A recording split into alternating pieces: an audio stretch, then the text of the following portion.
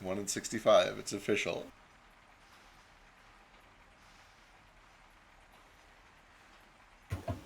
I get 6 uses of Grovel Cower Bag per week. Uh-huh. So if we do this for about 11 weeks, we'll get it once. For business. Just need to find a way to get Ozymandias to just stand still for 11 weeks. And then we'll let the Trace Crusketeers do the job. All of this to do less damage than one Moat Smite crit. Yeah, but I mean, like, it's special. It is special. It is special, and it's the thought that counts. Crabs did this.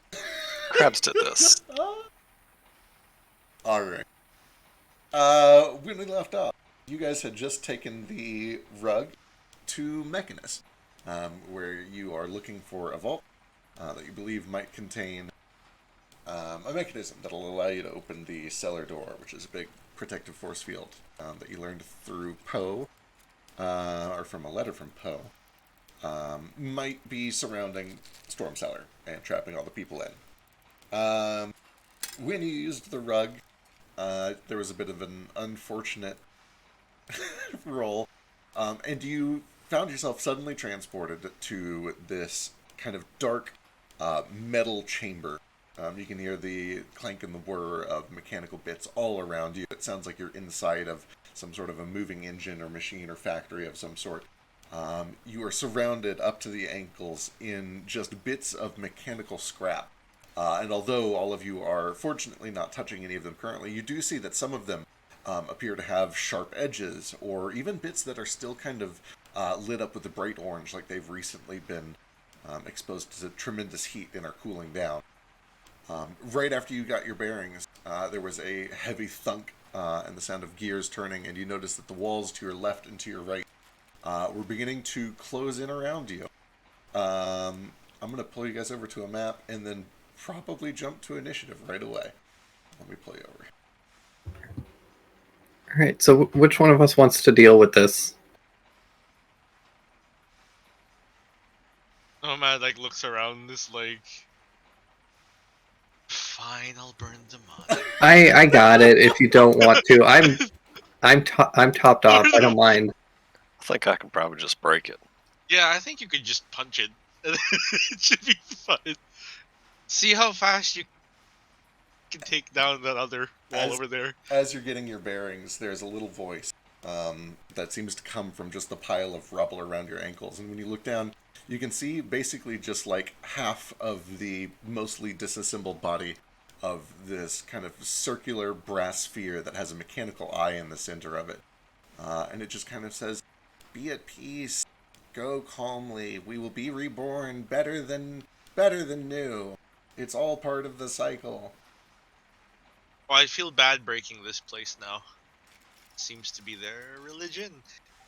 Or life cycle. Or recycling can. Yeah.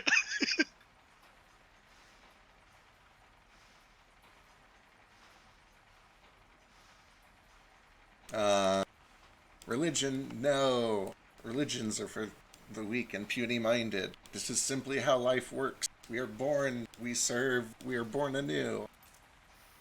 Why weren't you made perfect to begin with? This is the process.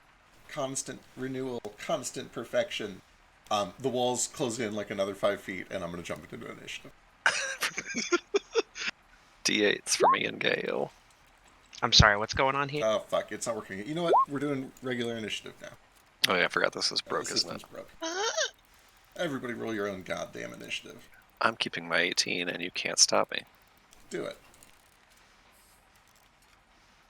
I got an 18 too. Yeah, everybody can keep those initiatives. Keep those, they were rolled. They fucked up, huh? They fucked us again. I did it. You did! We're all 18! I thought that said liar, not lair. I'm like, well, way to give it away. Uh-huh.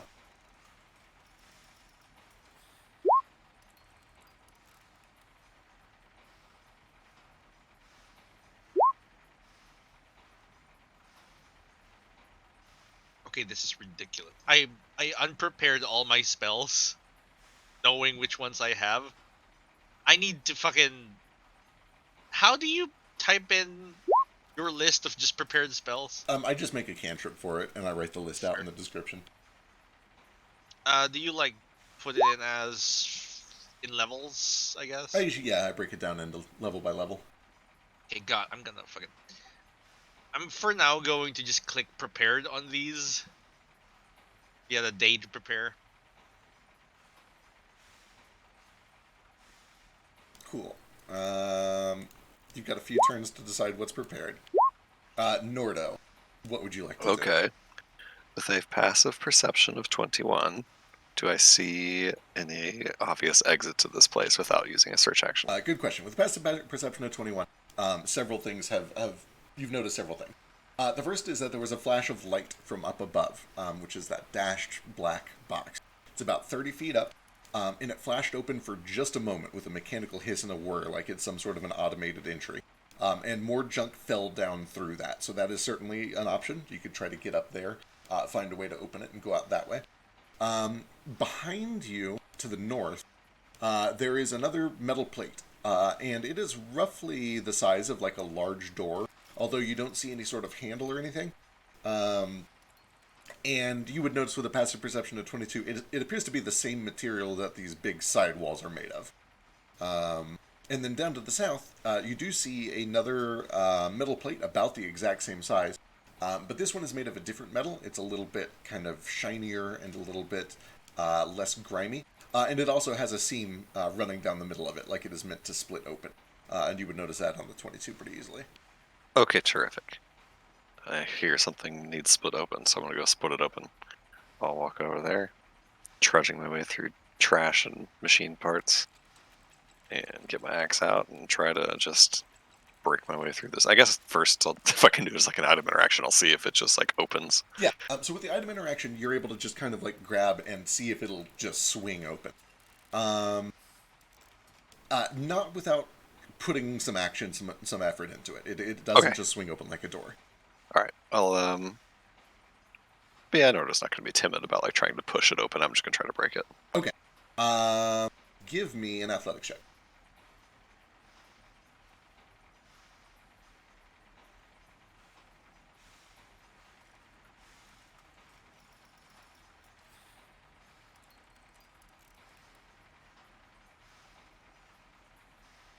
With a 26, at first you try pushing, and then you try pulling, and eventually you try like digging in right at the seam, kind of using the axe as almost like a wedge.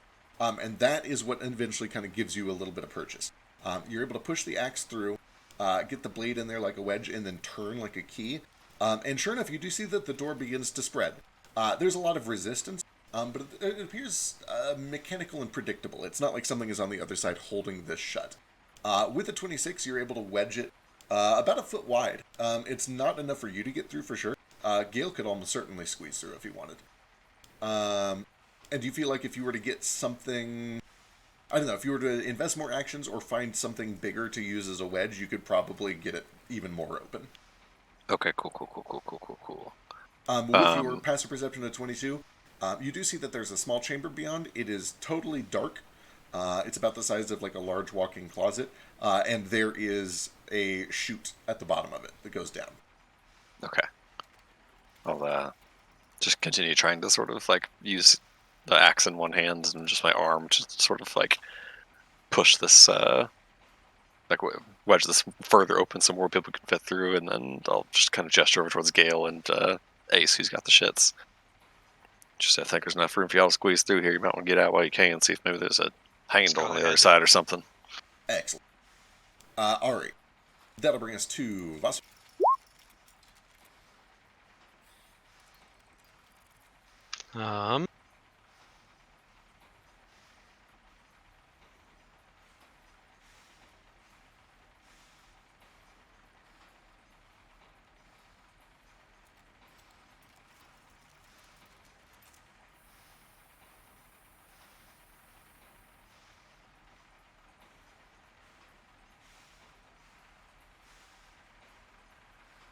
Can I like use my spear to just see if I can help pry this door open a little further? Yeah, absolutely. Give me an athletics check.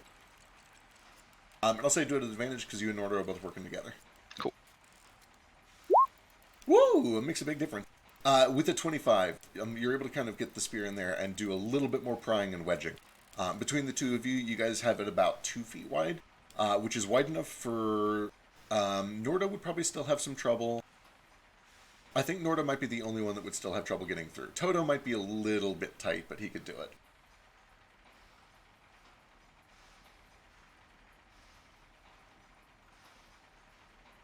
Let's see. Anything else?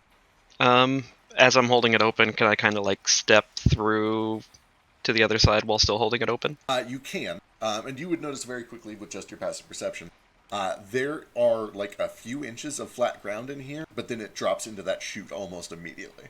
Oh. Yeah. So there's not like a platform to step out to on the other side here? There's like a few inches. There's enough for like Oh, gotcha. 1 or 2 people to tiptoe on the edge there. But yeah, it seems that whatever goes in here drops into that chute almost immediately. That might be where the chambers were born. Does that mean There go is- that way or don't go that way? And what do I see above me? Looking up in the closet, you don't really see anything. Passively looking up, you would also notice the chute that things fell down through, about 30 feet up over this way. Maybe that's where we should go. Yeah, I'm guessing we want to go up, which isn't really a problem for me, but I don't want to leave you guys down here to die in the No, trash I compactor. can help people fly. It's fine.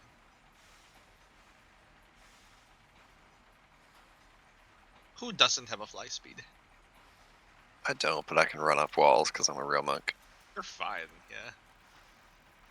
Yeah, Is the for, chute big sick enough for people up on Vasu's the side. wings spread up? Oh, yeah, it would be tight, but he can definitely do it. It's 10 feet wide, and he's very acrobatic. Yeah.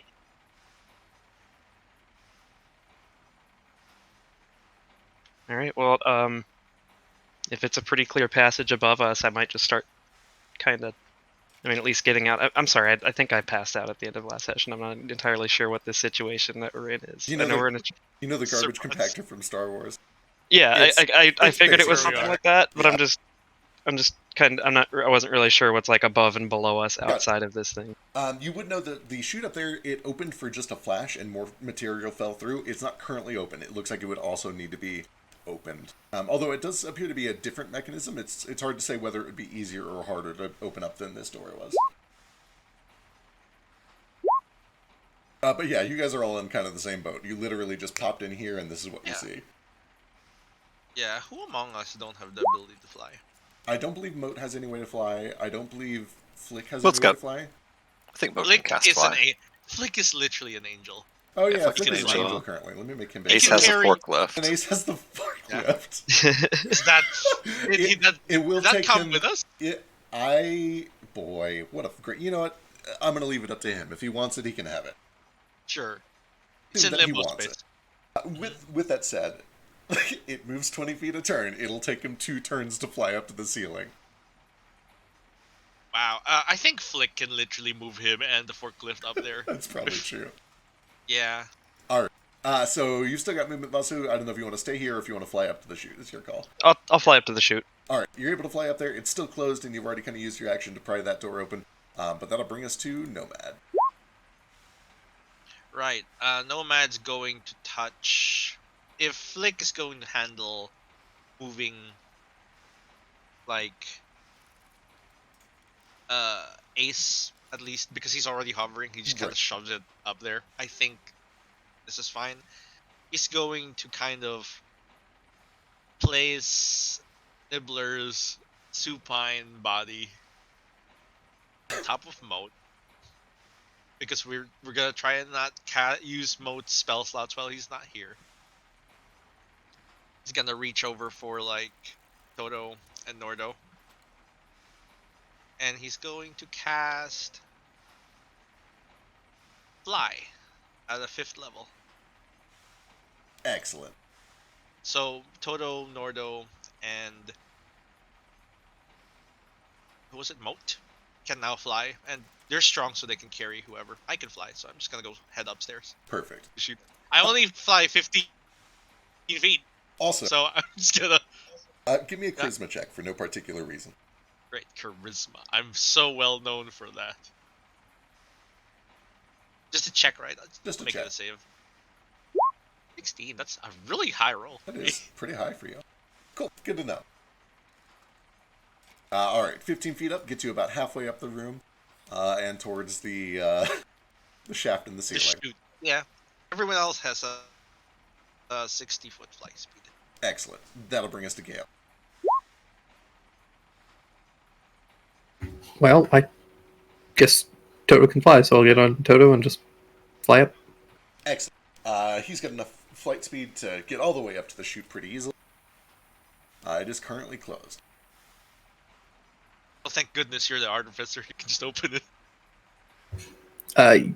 Yeah, do I see a way to maybe either a switch, which I assume there isn't one, or some way to pry this open? Your passive Tinker's Tools is like 25 plus, right?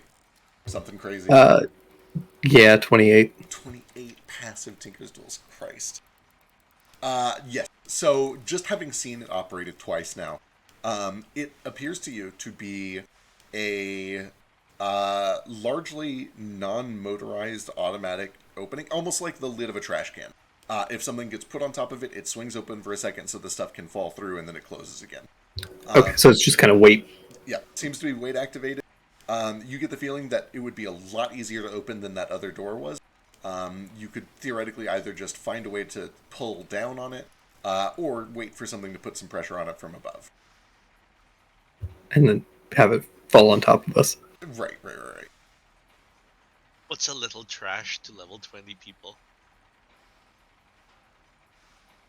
Well, unless that trash is like a tank, I guess. I don't want to get trash in my feathers. Yeah. You would know just having watched it. It's very low resistance. Opening it is not going to be difficult. You just have to come up with some way to pull down on a flat metal surface, and if you can do that, you'll probably get it open. Right, like, it's just a matter of finding some way to get a grip on it. Right.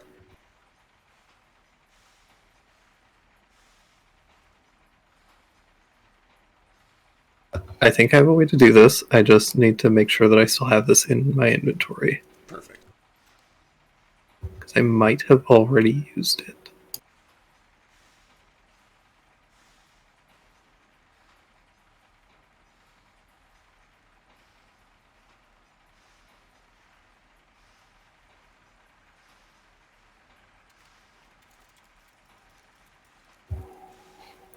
Yeah, shit, I already used it. Okay.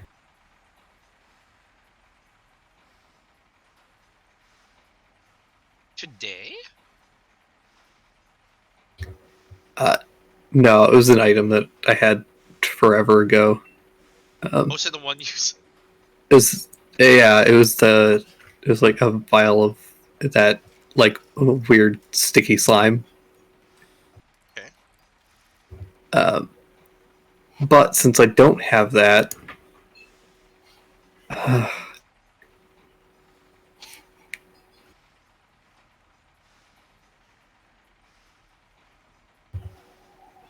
all right, I'll use it. I'm just gonna cast animate objects on the trash can lid. Hell yes. Excellent. All right. There's nothing to resist. Well, okay, hang on. This is actually kind of curious. Huh.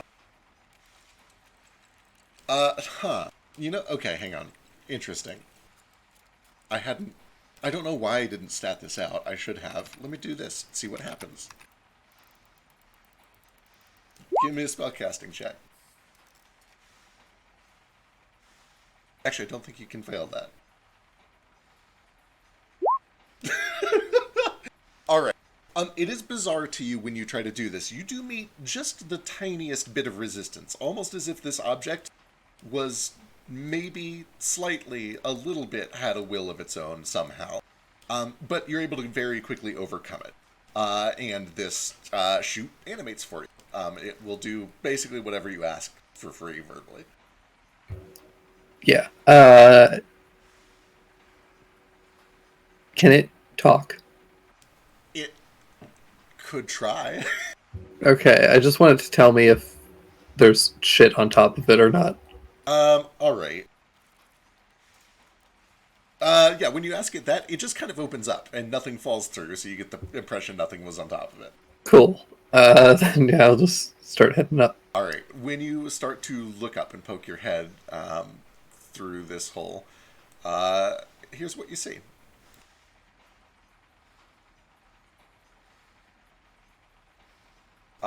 There is a chamber about 10 feet wide, 10 feet tall, like a hallway, that ends here at this chute. And you can see that just past the lip of the chute are several bright red beams of light that are constantly firing in all sorts of different directions. You can smell hot metal, plasma, the smell of welding, and you can see a little node on one of the walls that has several crystal, lenses that seem to be firing these beams of light down at the things that approach this chute. Huh. And a few seconds later, you would kind of see that something rolls over the edge, still red hot from being hit by one of these beams, and then trickles down into the garbage chute below. Watch out below. Side steps.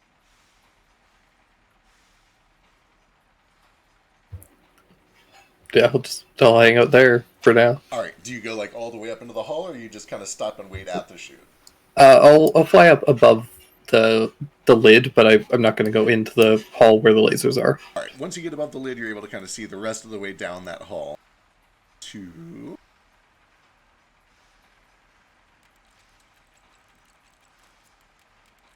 It goes. Oh man, how far is that? 80 feet. Hey, what a good guess. It goes down about 70 feet to a pair of metal shutters where you assume that all this junk is coming from. And you can see that there's a conveyor belt that is moving more scrap towards the chute, and it is just getting dissected by several of these beams of lasers. And importantly, when you stick your head up there, you do notice that this closest nodule kind of pauses for a moment, and then it turns, and all three of its little lenses at least seem to recognize and lock onto you. They don't fire or anything yet, but they do seem to recognize, that you have popped your head up and you shouldn't be there. Cool. Excellent. That brings us to the lair. The walls close in 5 feet on each side, and some new things are added to initiative.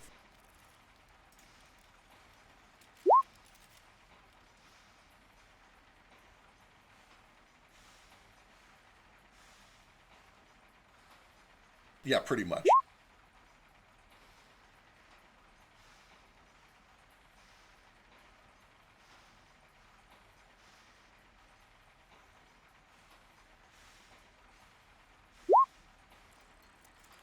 All right, Nordo, first act.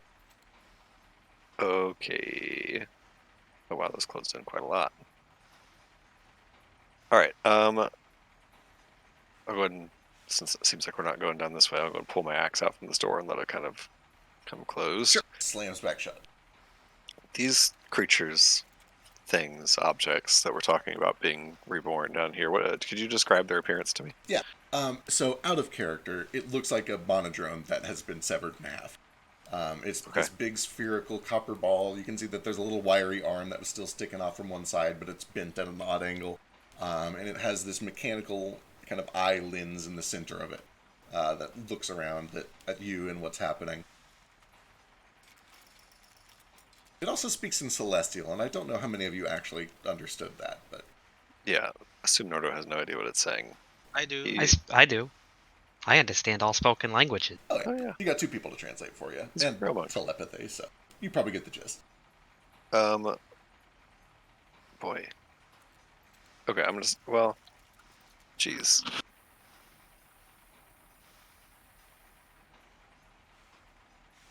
I did do that too. So, is there any bit of them so this eyeball?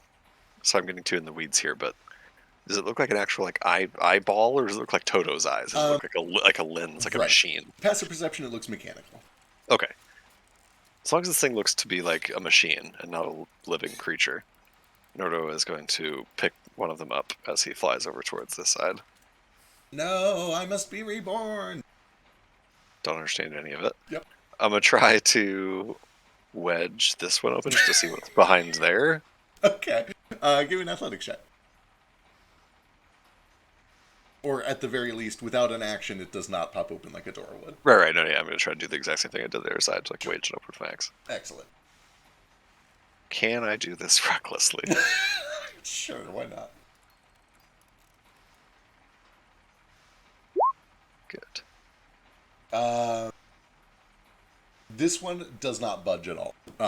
It appears to be very similar to the walls that are closing in, but it is just perfectly kind of smooth and flat against the wall here. You can tell with the scuffs and scrapes around it, it's probably going to push out on its own once the other walls kind of close in on the sides. Oh, I get it. Yep. Nora doesn't, but I do. Yeah. Cool. Now, once he sees that his axe isn't really finding much purchase there, like opening that thing like a door is obviously not working, he will, I guess, just fly up right next to Gale, kind of peek his head up in that door the way Gale did, and just like, hey, little dragon, you want this? Just offer him the little drone thing. I don't really know what it is, but to know maybe if it'd be useful to you. Sure. Alright. And then I will, Pick it up by one of its weird legs.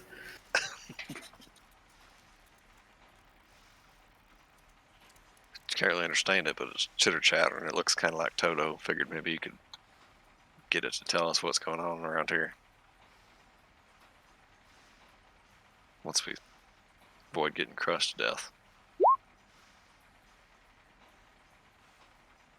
Then Nordo just stares in awe at laser beams. He's never seen a laser beam before. Hell yeah.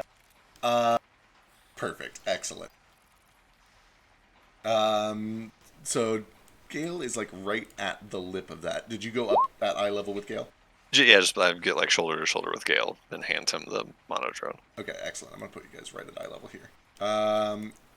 That'll bring us to Nomad. So, where is everyone currently? Vasu, everybody's 30 feet above you. They're going out to shoot above you. Okay, cool. I'm going to activate the mantle of the North Sea's Wrath to give myself the fly speed of 60 Excellent. and the wind thingy.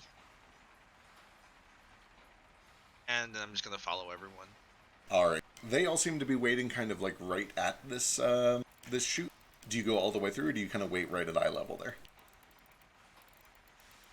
You know, everyone's caught up to what's over here. Would you like me to test out what happens if I go through, I guess?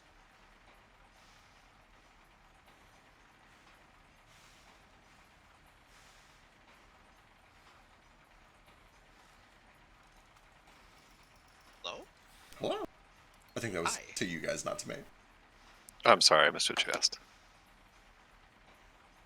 Oh, I was just asking, like, do you want me to go see what happens? No. Okay. Okay, I'm gonna pull out some parts. You're not allowed to go through And any then more portals. Well, that's a laser thing. Not a It portal. might be a, I don't know. Those no are more- like intense beams of light. I No don't know more the word going into laser, the, probably. no more going into things unknown for you. I'm tired of it. I know what those are. Those are highly powerful lasers. Yeah, for what it's But, worth, I'm the gonna pull novel out. that you guys found in Beetlejuice fired something that looked a lot like these. Yeah. So, well, I see those things that are looking at us, I guess. I'm gonna think about Mechanus. What do I know about Mechanus? Oh my god. Arcana? Fuck, man, lots of things. Sure. Narrow your search. What are you looking for here?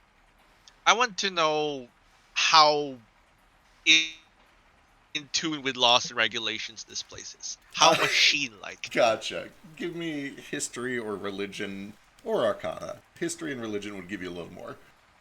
Okay. They're all the same. Sure. So, for this, I think religion. Yeah, just give me any old knowledge check then. God damn it. Yeah, well, with a 38 and a nat 20, you probably actually have a very, very good idea of where you have ended up. You would know that within the plains of Mechanus, there are a great number of wonderful creatures that are mostly inorganic, The world itself does or the plane itself does have some organic life on it, but most of that organic life is assimilated by the inorganic life. They process it, they convert it to inorganic life, they turn it into machines, and then they turn those machines into living, thinking things. Some of them are literally celestials and gods, and some of them are just mechanical life that has made their home on this plane. However, you would know that there are great beasts that live in Mechanus that basically serve as defenders or protectors or moving prisons or moving banks or moving vaults. They are said to be shaped like enormous turtles. They graze the lands of Mechanus. They swallow things into their stomachs for safekeeping. And they also are partially responsible for the production of monodrones. They eat things and then turn that raw material into monodrones. And it seems very likely to you that that is where you've ended up, is inside of the wrong part of one of these giant mechanical turtles. Okay. One, I tell that to everyone in their minds, but I'm more thinking like these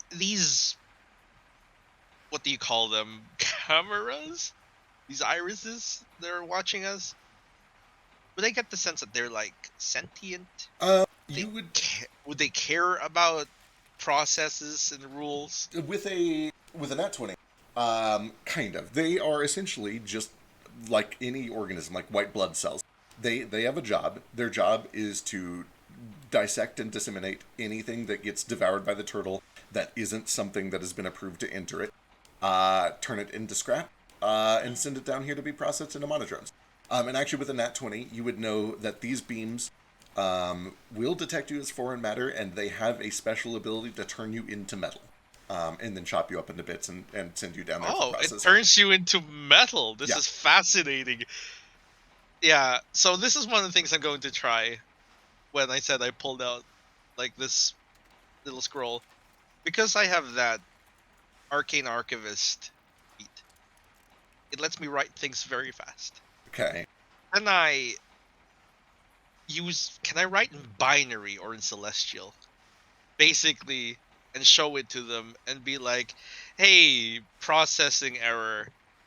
Please turn off lasers to let these through. This is a regurgitation thing, not meant to be digested. I see what you're getting at. Okay. Yes. All right. Error code 43560 or whatever. You know. Right. I see what you're saying. You've already rolled in that 20. You would know that these devices are not intelligent enough to process. They're not the manager. You would have to talk to the manager. With that said, you know that there probably is a manager nearby. You probably know that there is a manager somewhere nearby, and if you were to successfully create a forgery, you could potentially trick that manager. The hard part is getting to the manager. Okay. Nearby, right? Is there an alarm system or whatever that says that there's an error? I feel like there would be. It's ingested something it shouldn't. Yes, there probably is something like that. With a nat 20 though, you would know that this thing ingests organic things and eats them. That's part of what it does. It turns organic things into metal and turns. But certainly there are some things it's not meant to. Yeah, even that's not organic. Yeah, you would know that some people intentionally come to these things and ask for things to be stored for safekeeping inside them. Okay. So if you had some way to make it believe that you were supposed to be here, then you might be able to do that. Right, so we just need to find a manager. And make a forgery. Okay, I already used my action to activate my thingy, so I can't make a forgery this turn. I tell everyone, hey, this. Excellent. And then I'm gonna pull, and then I'm gonna start working on a bonus action, give myself proficiency with forgery tools. Alright, excellent, that helped. While he is doing that, Vasu, what would you like to do?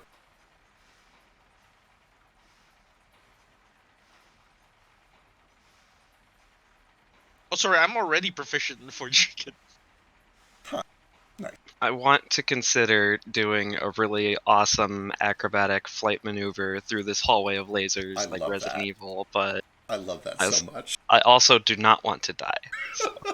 You could turn into metal and have metal wings, so they're not very flexible. Unfortunately. I can turn into metal? You could, and I mean, you could also not be alive, but it could be metal. Since when? This thing gestures to the lasers. From below, your understanding of life is limited. We're more alive than ever. Please go quietly into the night. I'm not ready to reincarnate yet. What would you reincarnate into, I wonder? Hopefully something that could still fly. I hope it's a snake. That'd just be mean. There are snakes that fly. I know. I've met several of them. Yup. Sore subject.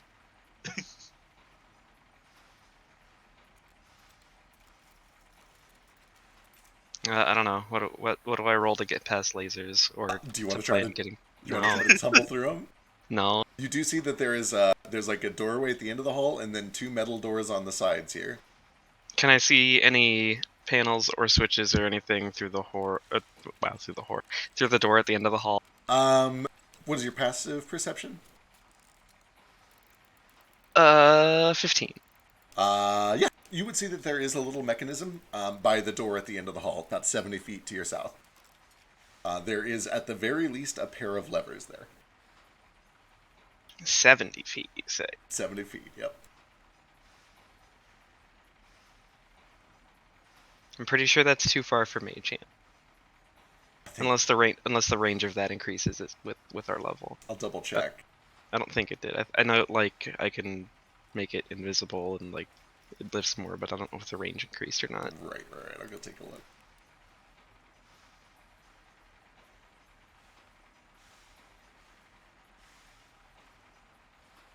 Uh, 60 feet is the max limit. Oh,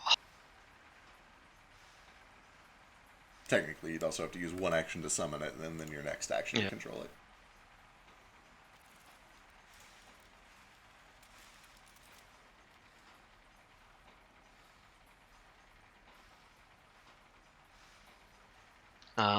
I guess for now, assuming there's like any dirt or anything around that I can use to cantrip mold earth, I'm gonna see if I can just like block the laser emitting diode Ah, okay, I like it. with rock or anything similar. There is a little bit of debris on the conveyor belt that's being pulled in. And then there's also more just grime and stuff down below. You could theoretically try to gather enough of that to, like, cover up the beam. I like it. I guess just give me a spellcasting check. It'd just be a wisdom check Yeah, for a yeah, monk, right? Yep. 17's pretty good. You're able to kind of gather up several clunks of dirt that have been brought in along this conveyor belt. You clench your fist, and they all smash together into, a boulder the size of a boulder. Boulder the size of a small boulder. Yeah, a large boulder the size of a small boulder. Realistically, it's a little bigger than a basketball. And you are able to lift it up and presumably just put it right over this node to the left, covering it up as it studies all of you.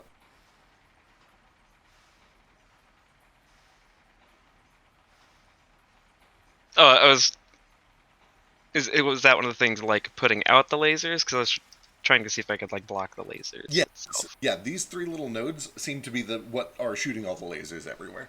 Oh, okay. From the angles, I thought there were like Yeah, a bunch of different ones all over the wall. yeah, slightly misleading. Gotcha. But yeah, they are definitely like all moving around. These things are shooting the things at the conveyor belt. Is it still emitting lasers? No, but you can smell burning dirt from that direction, like it's trying to carve its way out. Okay. How high are the ceilings in this? And I'm assuming the lasers reach up pretty high anyway. 10 feet tall, and yeah, it looks like they can hit basically everything in the hallway.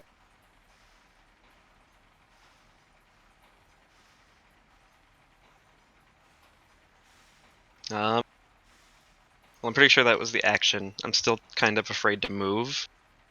So I'm going to read up on what I can do with this cantrip And in the meantime, that's probably just going to be my turn. We'll see how long this dirt prison lasts. Excellent. Or if I can harden it more in any way or something. I forget. It'll be a good experiment to see how Yeah. long it lasts. All right.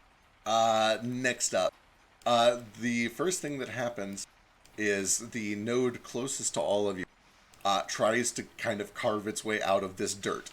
And you can start to see bits of smoke that billow out from under the mud. Every now and then there's a little beam of light that pierces through.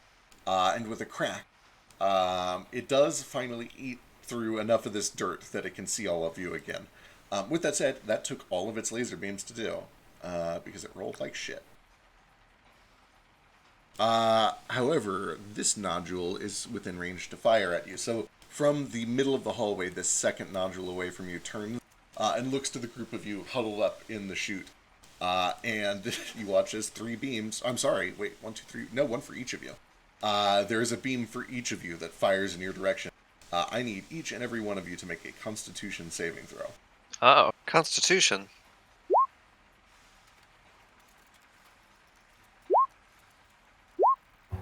Did I succeed? You sure did. Does Toto need one too? Toto does need one. +5 from mode.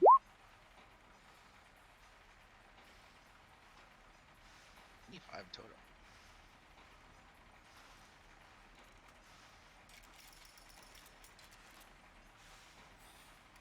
Alright. With the +5 from Moat, all of you succeed. All of you can start to feel your bodies locking up, your bones kind of beginning to snap in place as this thing tries to immobilize you. You can feel or you can taste blood in your mouth. This weird copper smell and taste pervades your senses. And you're all able to kind of fight it off. The exception is Toto, who still takes half damage from this. Finally, solid bones. Oh, Jesus. God dang. Let's not.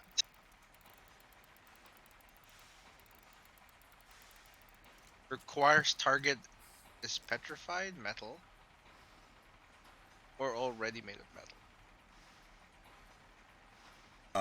That is all it can do, and that brings us to Gale. Well, that sucked.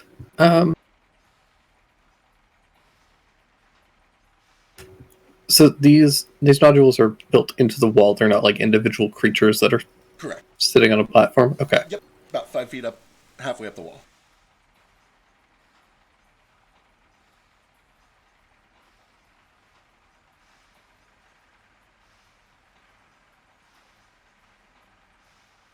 I feel like a darkness spell. Turn out the lights, right? Right. That's kind of what I was thinking, but I think I'm gonna be.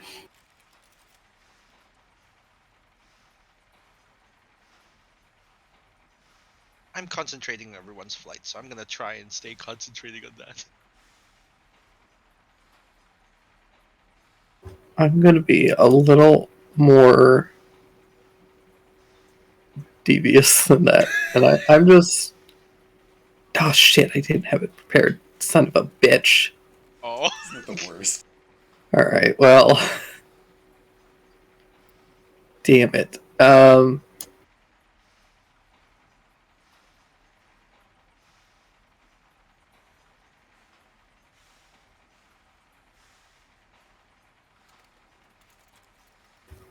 We can all see the switches at the end of the hall, right? Yeah. Okay. Unless somebody's got, like, passive 10 or something. Then I am going to cast a spell.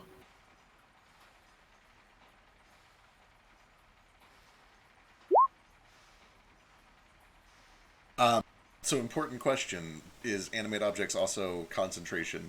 And if so, do you drop it in order to cast this?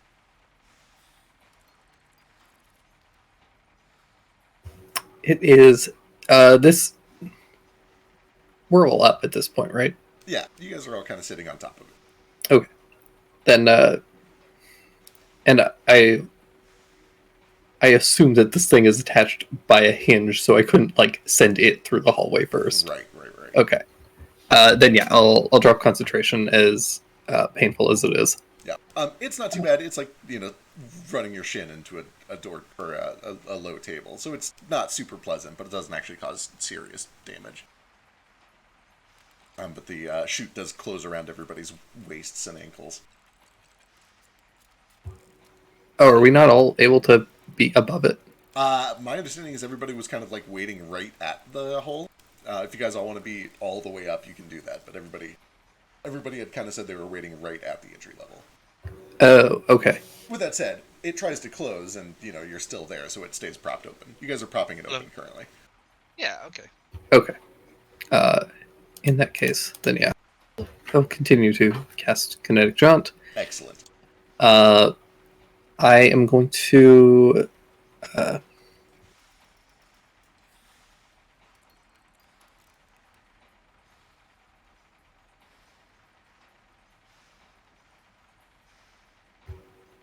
Okay, I can only do it on myself, so I'm gonna just jump off of Toto, and I'm just gonna run down the hallway. Excellent. He's All just right. like, I can't fail this. It's gonna run through all the lasers. Alright, as soon as you kind of step forward onto the conveyor belt, there's that weird sensation of like the rug slipping out from under you. But you maintain your footing and begin bolting down this conveyor belt. Just be mindful of your leg. He's flying. He'll be fine. No, that's not what he's worried about. Oh, I see what you're saying. It's metal.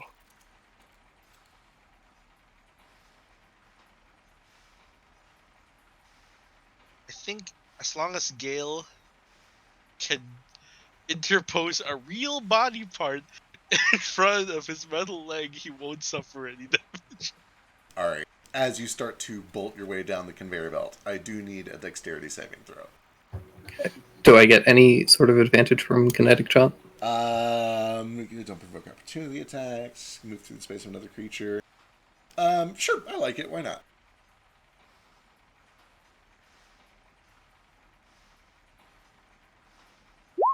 Uh, 18 is just enough to kind of duck out of the way of a couple of these ongoing laser beams. One narrowly misses your leg, kind of clipping within an inch of it. You're able to pull free just in time to make it down to the end.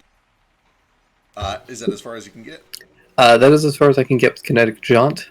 But I am going to pull out one of the awful doll hands that I made forever ago. Oh, right. And I throw it at the switch. And mechanically, I'm casting Mage Hand, Okay, I like it. Excellent. Excellent. and it like crackles to life like an awful spider thing, and just like grabs the lever and pulls down. Excellent.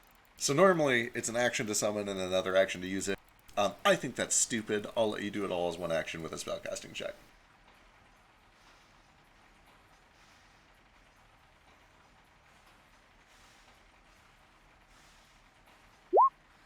Plenty. You were able to summon it.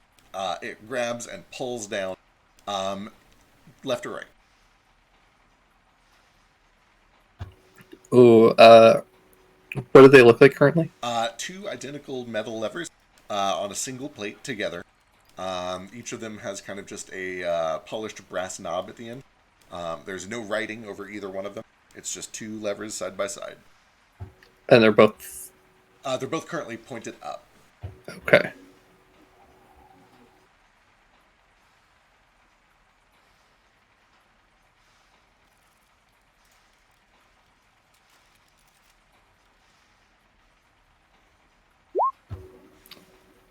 Pull the right one. Okay. You pull the right one down, and you feel the conveyor belt stop. It is no longer moving underneath you. Fuck. There's another one. It should be fine. That's it. Alright, excellent. At the end of your turn, you don't go moving, because the conveyor belt stopped. Lair action. Let's see, has anything... No, can still do that. Okay. You do all kind of feel this kind of shifting of weight under you, as if the entire building that you're in is moving, and then there's a massive boom, boom. And then it stops, and it kind of tilts a little bit. You hear creaking iron all around you like you're in a submarine. Things are happening around you, and you can tell that you're in a moving object of some sort. But that's it. Brings us back to the top. Nordo. Okay. Nordo stares in awe at laser beams and weird mechanical hands, and it's like, alright, we're in a big turtle. Mm-hmm. What's made of metal like Toto. Basically. We need to get out of it. Got it. That's correct. And out of it is that away? And he points to where Gale is scampering on over there. Well, that, in theory, is toward the mouth. Down is toward the butthole. Nordo looks back down and he's like, I mean, if we're just trying to get out of the turtle. But Gale's already there. Sure, you know what? How much more dangerous can the butthole be than the mouth? You're too dignified for that? I'm just saying, we already found the butthole. Yeah, we found the butthole, basically. Well, we can't In leave fact, them. would I know if there's any more weird shit processing that goes to the butthole? Because they turned them into monodrones, right? You would almost certainly know that, like, those things we're talking about being crushed and rebuilt down there. Yeah. So there's probably Yeah, more rebuilt. happening. There's more things down there, like being digested. Yeah. Speaking of I which, feel like- you do hear the shaft down below closes another 5 feet, and things start crunching, and there's the squealing of metal. Well, I guess no way but forward then. He'll sort of make his way out of this trash can lid and step up to kind of right here. As close as he can to these lasers that he's at least gathered are not good for touching. Good. Then he'll like raise his axe up, and these red vines will kind of leap out of it, and I want to thorn whip that one in the middle and try to like rip it off the wall. Excellent. Love it. It needs a strength save, right? Let me see here. I think it's just an attack roll, and then has to make a save or something. Something like that. I always forget. That's a Oh crit, my though. It's a crit, God. though. Oh, that's a crit. Well, I wasn't going to give this to you. But it's a crit on a spell that's meant to pull thing. I'll tell you what. First of all, it takes 15 points of damage. Second, and I already know the answer to this, but give me either a spellcasting check or an athletics check to just pull with all of your might. Normally this wouldn't even work on this creature, but you crit, so I'm going to allow it. Yay! Oh, it tried. Oh, it did! Crit versus crit. You pull, and there's a creak and a groan, and you can hear one or two springs kind of pop off. Bolts kind of clatter down and begin trickling onto the conveyor belt, which is now frozen. Unfortunately, you're not able to pull it all the way out of the wall. Okay, cool. Hang on a second, I'll be right back. You can skip the rest of my turn. I'm good. All right, sounds good. That'll bring us to Nomad. Let's see. I see Nordo do this.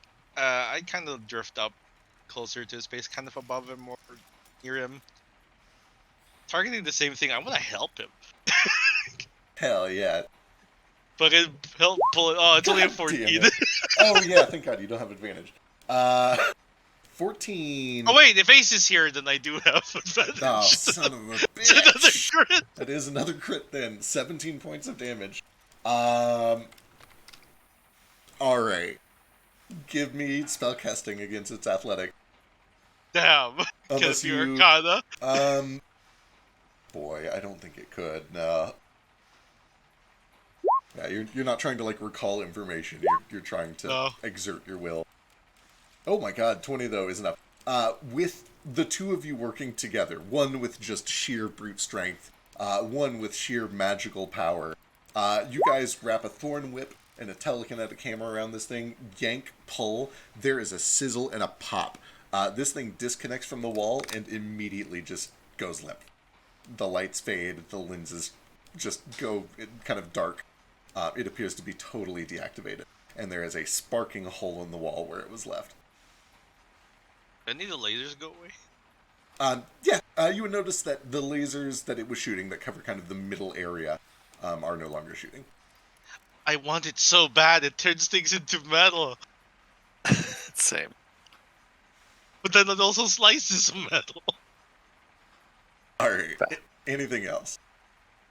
That's my action. I'm not gonna move forward because ouch, hot, metal hot. That's it for now. I Alright, don't have a bonus action. sounds good. Vasu, one of these things has been dispatched. The other one, you soaked a whole round of lasers with some dirt. It is back to you. Well, I was inspired, and I am not one to want to be outdone. Oh no. So I need a deck save from that closest mud-covered beam module. Oh no. That's shockingly good for it, but no, that's a failure. Cool. I don't know if that just like automatically yanks it out of the wall, but Okay, so let's see. Dex save takes bludgeoning damage, and you can knock it prone or pull it up to 25 feet closer. So I feel like the nat 20 equivalent here would have been it rolling a 1 on its save. And it didn't. I'm going to say that this one is not pulled all the way free. Just because they're not supposed to be able to, and you didn't crit this time. yeah, that's fair. I had to try it though. It does still take some damage though, right? Yeah, it takes 8 whole damage. It looks like. Excellent. You do hear creaking and groaning. Some of the metal bits begin to pop free. Actually, I might not have updated this since I last. My martial arts die might have gotten bigger. I was So going to say at level 20, I think it's at 10, 12 maybe? Yeah. How much monk are you? Oh, wait. 17. I forget you're not all the way monk. 17 months. You should be at max, I think. What's 17? Yeah, it should be a D10 now. Sick. Cool. Stronger than any spear. I'll let you choose if you want to re-roll it. You did roll pretty well on that D8. But if you want to re-roll on the D10, that's cool.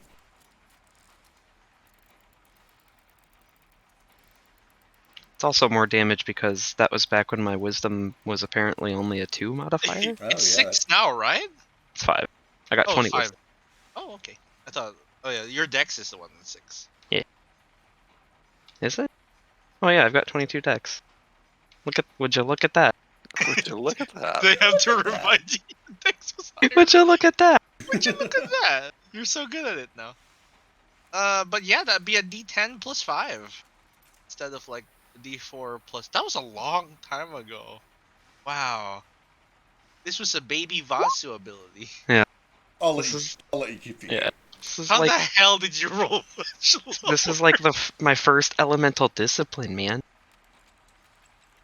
It's been a while since you used it. It's been a while. It's been a while. Been a while. Alright, anything else?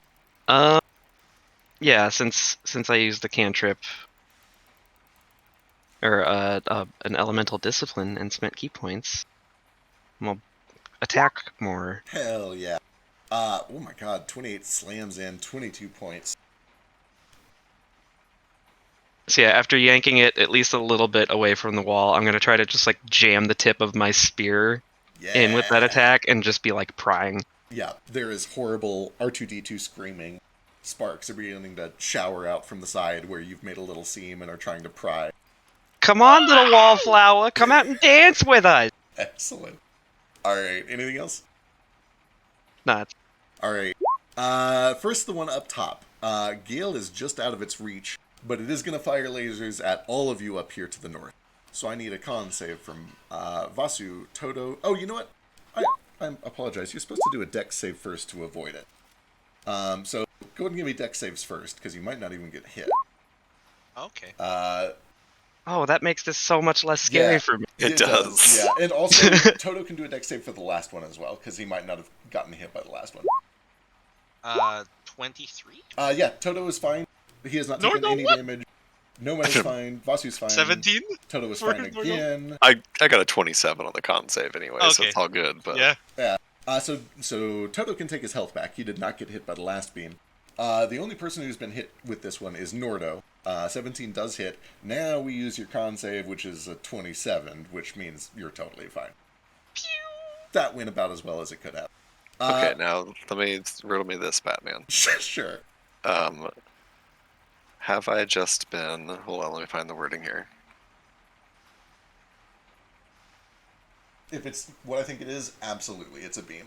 Okay. But boy, it's only once per short rest. Oh, it's once per short rest. Hell yeah, I'll do it. I would like to... Oh wait, it just turns people to metal. This guy doesn't care about being turned into metal. Never mind. Well, it slices metal if it's already metal. Oh yeah, and I just saw it kind of work on Tobo. Yeah. Okay.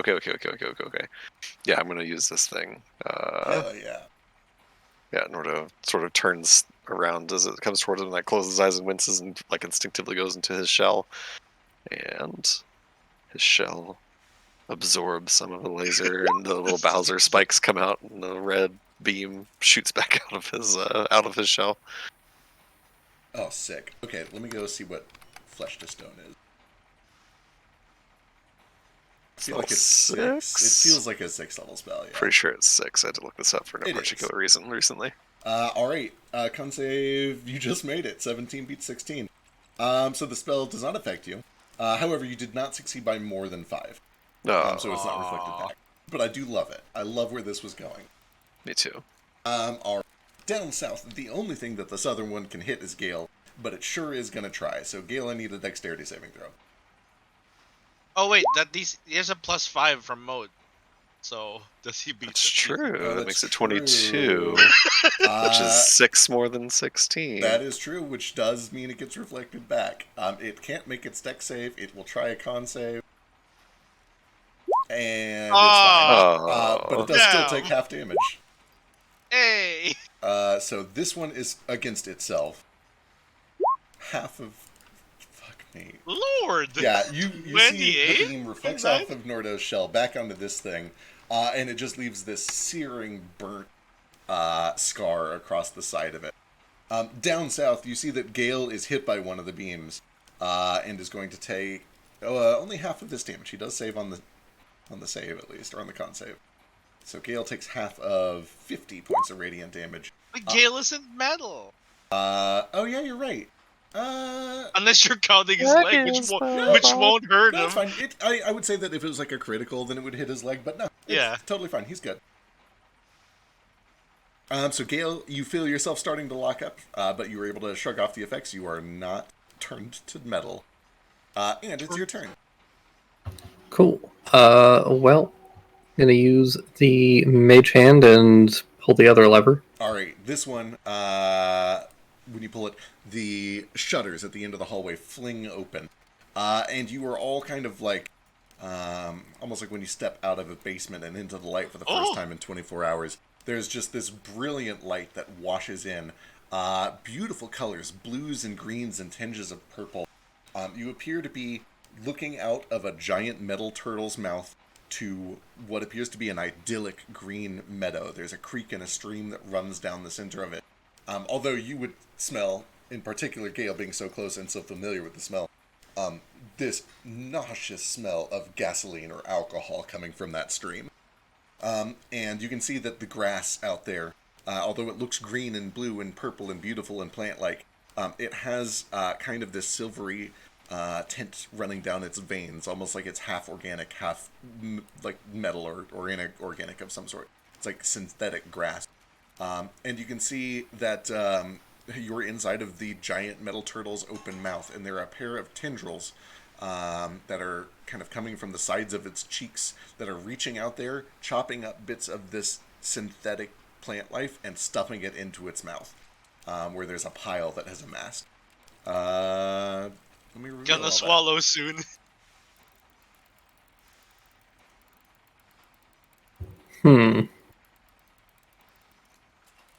So, monodrones we've learned today are turtle shit.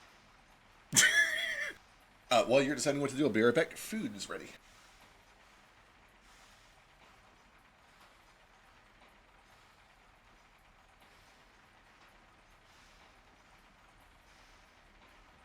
Sentient turtle shit. Sentient turtle shit. It's a poop elemental. Oh my gosh, monodrones are poop elementals. Why'd you have to say that? Because it's true. That can't say no, he's not here. He literally can't.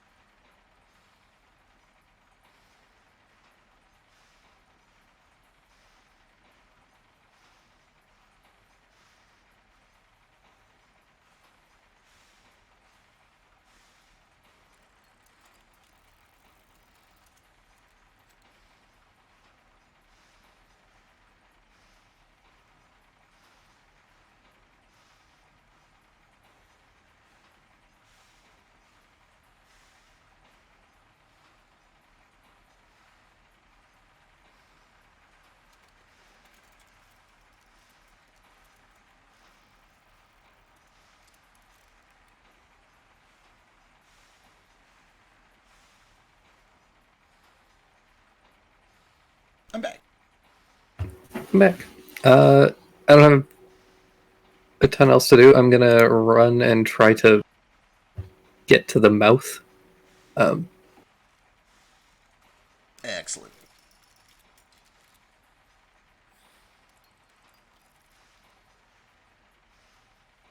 Preferably kind of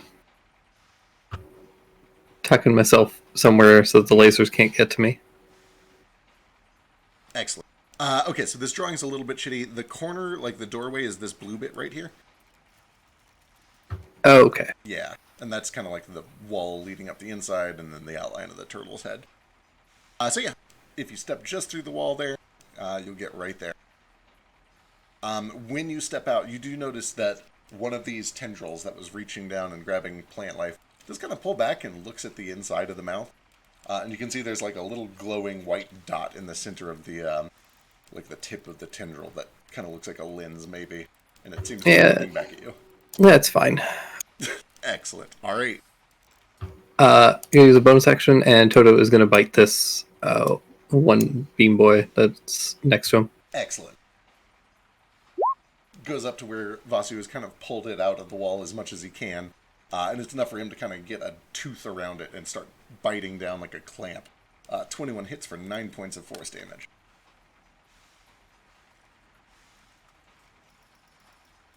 Alright, excellent. Lair action. Gale, you would notice it most being at the front of this. You do notice that this thing suddenly kind of stops, and it stands up straight, or I guess as straight as a turtle can, as opposed to bending down to eat. And you see that slowly, the lower jaw begins to retract, like it's trying to close all of a sudden. It's reeling back these tendrils. It is very slow, but you imagine that by the end of the next turn, the mouth is going to be closed. Great. That brings us to Norda. Okay. Well.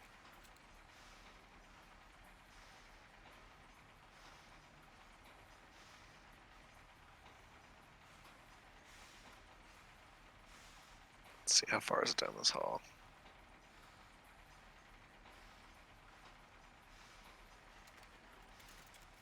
Yeah, Nordo sees literal and figurative greener pastures out there and kind of doesn't want to get digested. And he's very fast. I'm going to just like book it down the hall, like a dash all the way down. Like I said, I've got a fly speed, so just try to like do cool monk shit, run along the walls and jump around and dodge all these lasers while I go. Hell yeah. Go ahead and give me a dexterity saving throw.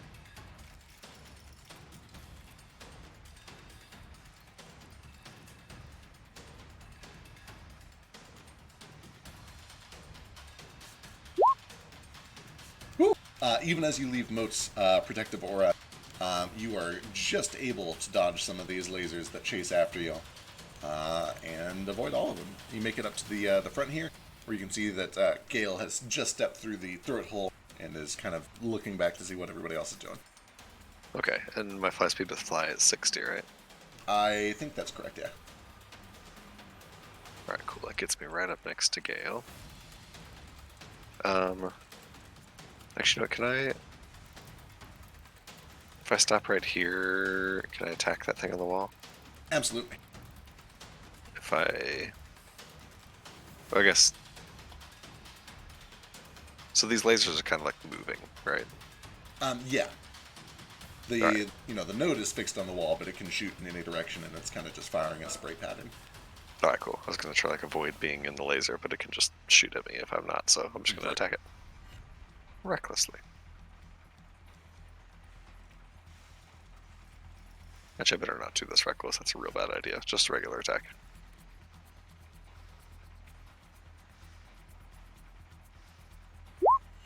Uh-oh. Cool. This is why you always reckless. Every time. It's always a mistake not to. 24 is good, though. 14 points of magical slashing damage. I don't know if restraint really matters, but strength save if restraint matters. the vines grow around it and lock it into place. It seems to already kind of be locked in place. Right. I don't think it suffers disadvantage. I'll double check. No, immune to restraint. Cool. That's an attack and a second attack. I'll use my bonus action for... I guess I'm going to do a flurry of blows.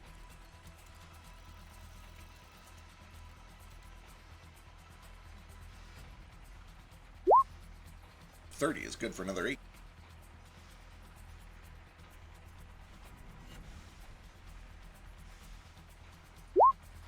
$16, however, does not get through the metal. This thing is finally able to kind of just like fire a beam at the inside of your mouth and make you flinch away. Alright, cool. Just kind of sitting there between my axe and my claws and my beak, just trying to rip this thing out of the wall. And that's my action, my bonus action, and my movement. I'm good. Alright, sounds good. Which I guess I'll step like the rest of the way out of the hall before the end of my turn. Alright, you kind of see what Gale has already seen. With your perception, you would definitely also smell this just very acrid gasoline smell coming from the river just a couple hundred feet away. Vasu's up. Breaking things seems to work. I'm gonna keep doing it. Maybe. 18 and 19 both get through. 40 total point. Glass begins to kind of tinkle down from the lenses that you've shattered.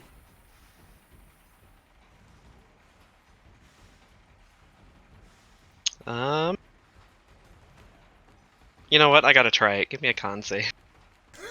Excellent. Can I stun a robot? We're about to find out. A computer? Oh, that's good. Today you cannot. Or at least this time. Have another. 21 is good for another 13 points. And another con save. Alright.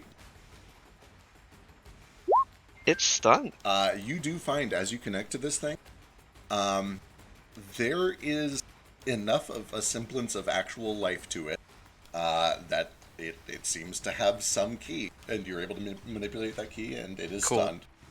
I more so like to imagine that I just like try to pry it out like 2 real good times with jabs of my spear, Right. and then I kick it out of frustration, and it does the equivalent of opening like 50 chrome windows at once, and it just blue screens for a couple of seconds. Yeah, you hear like 24 of the Windows error beeps back to back, like rapid fire.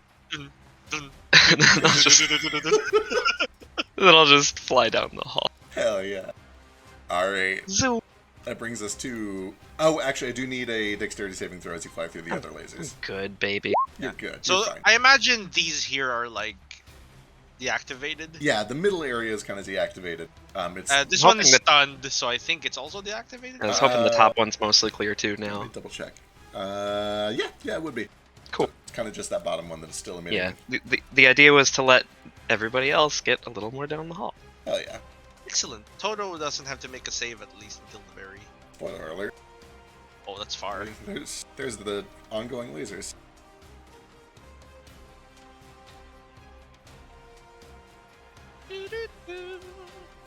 Is it my turn? It sure is. I check to see if Toto will be okay. That's between you and God and Toto's master. Sure, Toto will be fine-ish. I'm gonna go. I have 60 feet fly speed with the investiture of wind, which is not a concentration thanks to the cloak. Stop here. Item interaction. Pick up this kind of by hugging it. You're mine now, and then I keep flying. Excellent.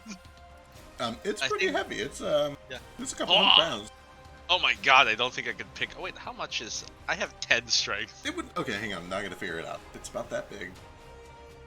It's probably 160 pounds. Okay, I think I can handle 160 pounds. Wait, 10. Nope, it's just 10 above mine. Toto, can you pick this up for me? And I'm going to ready like the help action to like Danger. danger. Yeah. By help action, I basically mean like if Toto gets hit by a laser, I choose to dive in front of it. Okay, I like it. So you're kind of readying to get down, Yeah. Mr. President, for Toto. Yeah. I like and then it. just That's kind of get down, Mr. President. All right. But I do take like I am in the laser, so I will. Yes, I do need a dexterity save from you. Oh, bad. natty con save. I only have a +2 to that. I believe. 16. Let's see I here. think it fails. Unless mode is nearby. Oh, I think 16. You are restrained until the end of that nodule's next turn. that's fine. I still you have my also- reactions. You do take 11 points of radiant damage as well. That's not bad. Alright. I'll just wait for Toto to come get me. I will dive in front of him though. Alright. I will say you can still dive in front of him if he's within like 5 feet of you now that you're restrained. Yeah, I am kind of within 5 feet of this thing. I Uh, do request it picks it up because I want it. I Alright. want it. Next up, it's the beams. One of them is stunned, one of them is not, and there are a bunch of you in its range. Gale is just out of range, but I do need dexterity from Nordo, from Vasu, and from Nomad with disadvantage because of restraint. Dex save, you say? Yep, dex save to see if you get hit. Vasu is fine. I don't need disadvantage. I'm already bad at I was going to say, you're in a tough spot to begin. Oh my god. 7. Let me double check. I think you... Did I Oh my god, just Nordo also failed it. I Holy know. shit. I only have a +2. Nordo and Nomad are both hit, so I need con saves again. Oh! Alright, so first of all, this top one is for Nordo. You take 14 points of radiant damage, and you are paralyzed until the end of the nodule's next turn. Which is bad news bears. Sure is. This next one's for Nomad. You take 11 points of radiant damage. Oh, I'm sorry, you take no points of radiant No damage. effect. Excellent. Oh, effect. Alright. That'll bring us to Gale. Okay. Don't worry, Gale. I'll protect Toto. Could you pick this up for me? No. We need to leave. We're He We're can about- move 60 feet. It's fine. we're about to be trapped in a fucking mechanical turtle. Very well. We're in Mechanus. You're gonna be able to find lasers everywhere. But this is gonna be inside the turtle's mouth. You don't want to enter another turtle's mouth. God, I don't have any way to get everybody out, so I'm gonna. I have a way out. It's fine.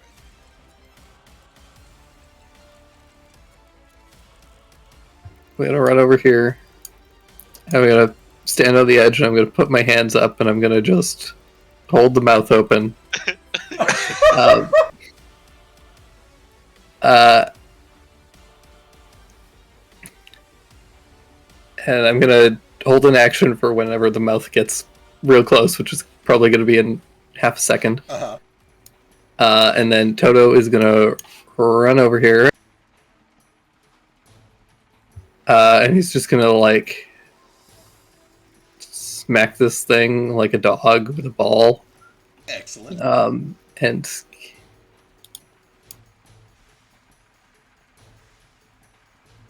And he's gonna just dash, I think. He's gonna grab that thing and go as far as... take it as far as he can, basically.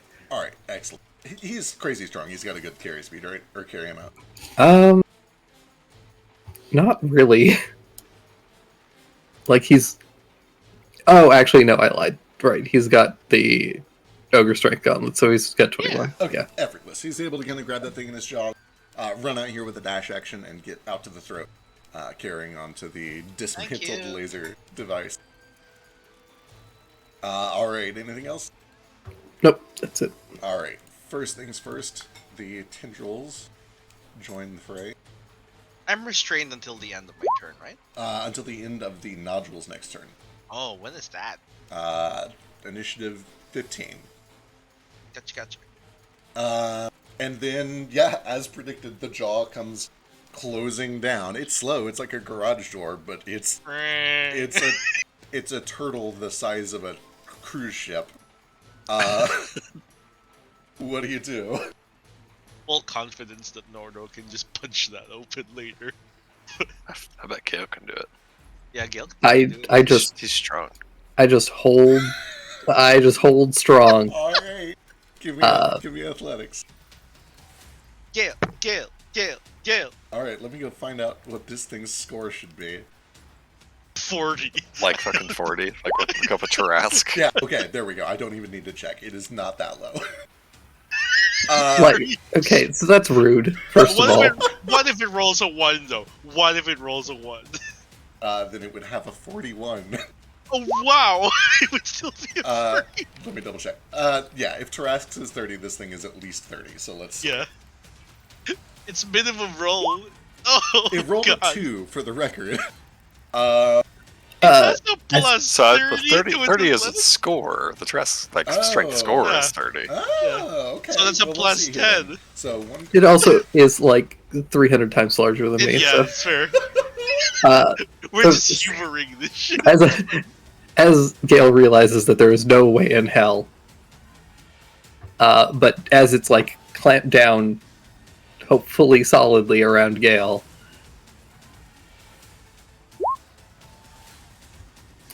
Oh my God! nice. Yes. And he's trying to wait for an opportunity where that's gonna like hopefully kind of wedge the jaw Right. so that the tendrils can't just pull me back in or Gotcha. something. Okay, yeah, that makes a lot of sense. You're trying to get yourself like wedged tight into the jaw so you can't be pulled loose. I like it. I like it a lot. Yeah. I mean, you read it in the action for it. It just worked. Right as the jaws come crushing down, this resilient sphere of magical force pops out in a bubble around you like a jawbreaker. You can all hear this just massive thudding noise, like a giant cog or a gear has been slammed one tooth against the other and has suddenly met some unexpected resistance. There's horrible creaking and groaning like a ship all around you.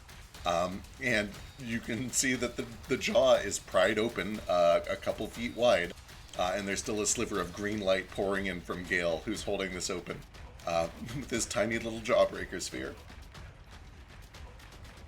That'll bring us to the top of the new round. It is Nordo, who is I'm paralyzed. Yeah, I tried to loosen these CC effects, and he's still not one. Tendril.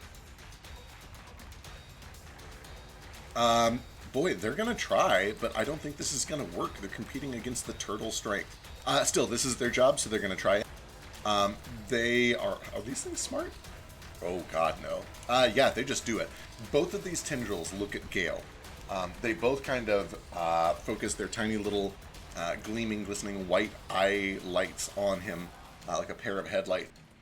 There is a click and the sound of fluid running down the length of their tendril hoses.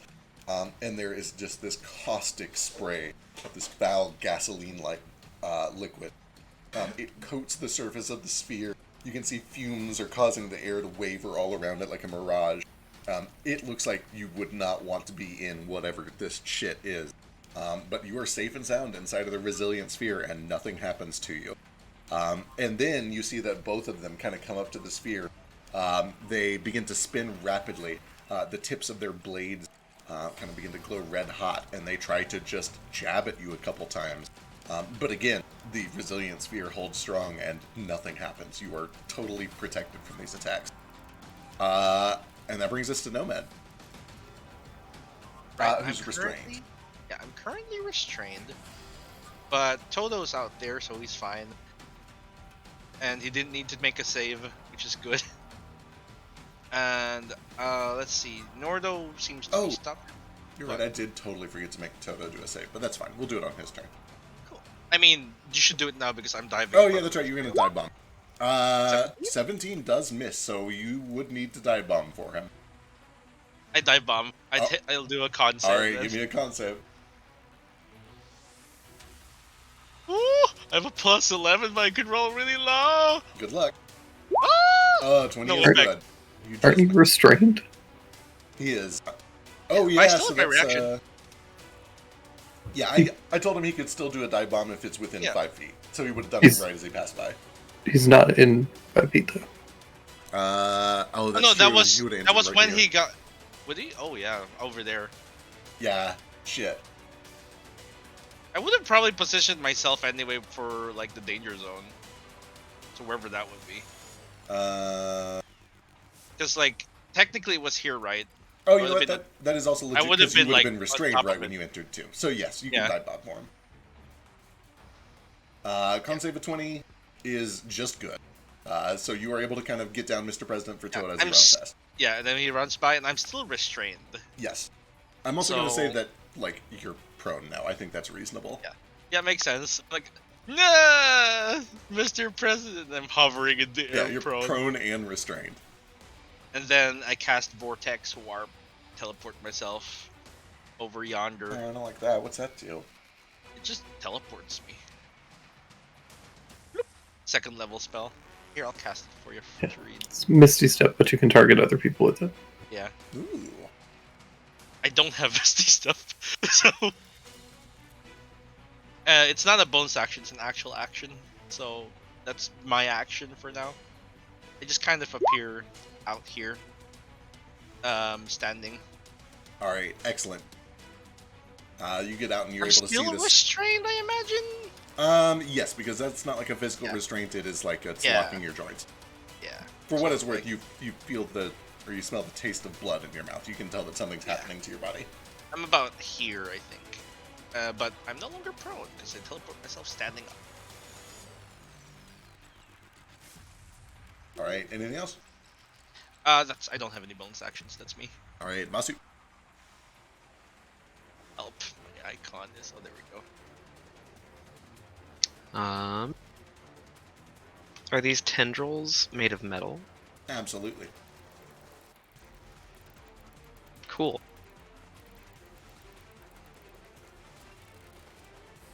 I don't know if they're still in that spot on the map because I heard them like they rushed up Yeah, together. so basically, similar to the wall-mounted beam nodules, there are holes in the inside of the cheek where these tendrils are coming from. It's like the base station, but then they're reaching out to hit Gale, so they got a pretty wide reach. Okay.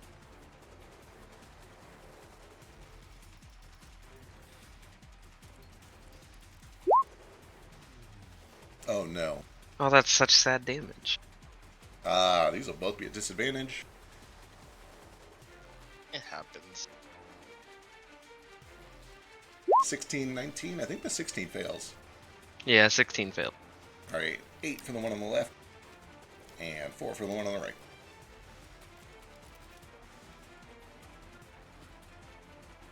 There's just this resounding copper gong belch bursts out of this thing's throat. Yeah, and then I'll just rush up on the one that took less damage, and this will be at advantage because of the movement. I'll also put a mark on it, Ooh, 30 or, is or good. a charge. You know what I mean. Yeah. By the way, Gale, take some inspiration for the Jawbreaker. Praise be. Thank you.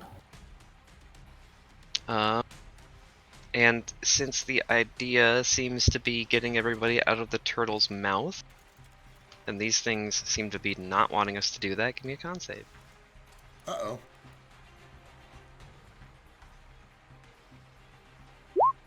Oh, damn. Yeah, he's fine.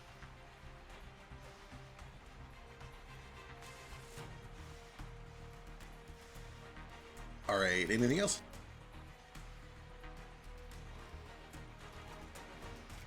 No, that's gonna be it. All right, that'll bring us to the Dissolution Beam. One of them is We'll kinda no just wheel longer around this stunned, but it's too far back there to do anything. Oh, this guy's still here. Yeah, that guy is still here and still has several people in range. I need dexterity saves from Nordo, Nomad, and Toto.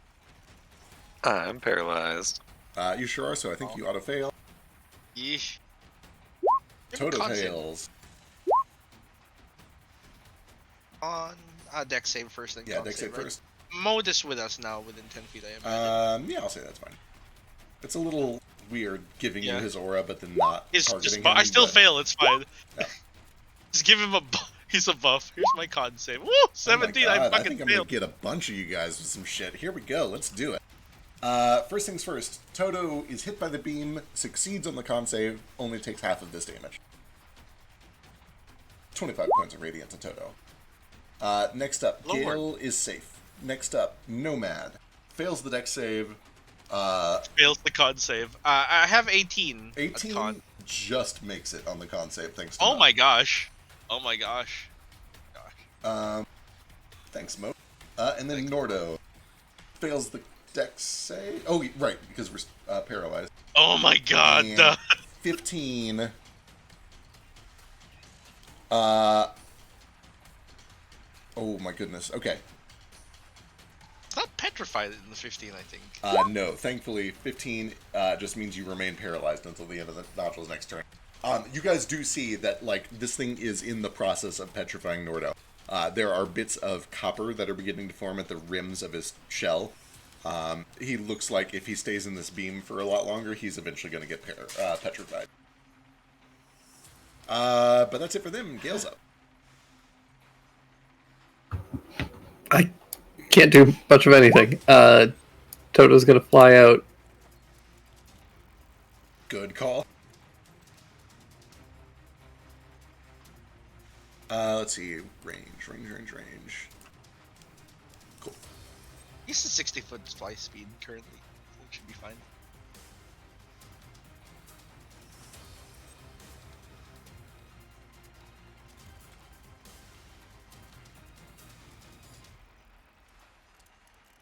Alright, anything else? Or is that as far as you can get? I want to keep him close just in case he needs to come back and help out. Sounds like a plan. So yeah, he'll just hang out there and then help people get out of the mouth, Perfect. and hopefully stay near me for when I inevitably have to drop the sphere and need to get out of here. Yeah, that's going to be spicy. Alright, bottom of the round. You all hear an alarm bell that begins to ring from the other end of the hall, deep down at the end. Like, you know, an indicator that something has gone wrong with the machine. Like a factory bell or whatever. But nothing else happens immediately. And that brings us back to the top of Nordo, who's unfortunately still paralyzed. Tendrils. The tendrils are going to pull back and try to get Vasu, who has just attacked them. But first, let's find out if they get this back. Nope. So here come a bunch of attacks on Vasu. Good luck. Oh no. 4 total. Well, that's not so many. The 24 hits, I think. The rest Yeah, might not. 24 hit. Alright, so one of these does manage to land. It's just this spinning blender of blades that have been heated red hot. 20 points of slashing and 14 points of fire damage. And that'll bring us to Nomad. Okay, am I still... I'm not restrained anymore, right? Correct. Yes, you are... Okay, oh, no, wait. cool. It's been the end of their turn. Yeah, you're right. You are free because you rolled an 18 on that con save. Yeah, so I'm going to put a hand on Nordo, who's paralyzed currently. Could say Flick is outside, I guess. Yeah, I'm going to assume at this point with the Lair action, all of your friends have ran outside. Okay. They're with Toto. I'm like, Flick, prepare to carry this. Like, Nordo, trust me, I'm gonna move you out of here, and I'm gonna try and vortex warp. If he's willing, there's no save involved, but if he's not, it's like a con save. Oh, I'm pretty sure it's willing. Oh yeah, he's willing. I think it just works. Yeah, he just teleports him over to Flick. Because his speed is 0, I think he falls, because Fly doesn't have a hover speed. But hopefully Flick can catch him. And I recently had to look that up. If it is magical flight, you don't fall, which is okay. fun. Then yeah, it's magical flight. And you know, Terrific. he's just kind of He's just drifting in hovering. the air there, yeah. just drifting near Flick. Nordo, you do immediately feel relief as this petrification process ends. You can feel the blood taste kind of fading. You get the feeling you'll be fine in a few seconds. Oh, that's good. Thank you for Nomad. No problem. And is this thing still here or is it with Toto? That would be with Toto as well, yeah. Okay, cool. I worried for a moment. And then I can move with my own movement 60 feet to here, leaving just Vasu. Come on, Vasu. I'm gonna stay next to Gale in case Gale needs help. Hold on, guys. Wait up. Yeah, I'll be around here. I'm being slapped by so many tendrils right now. So I've got cover behind Gale's orb. You do, and that cover is going to help you as Tendril B is going to take an opportunity attack on you. So you get just outside of his range. You have a +2 to your AC, so effectively 20 to hit. Was it 20? Yeah. 20 misses. All right. Then that'll bring us to Vasu. I'm out of here, boys. And I zoom out. All right. Excellent.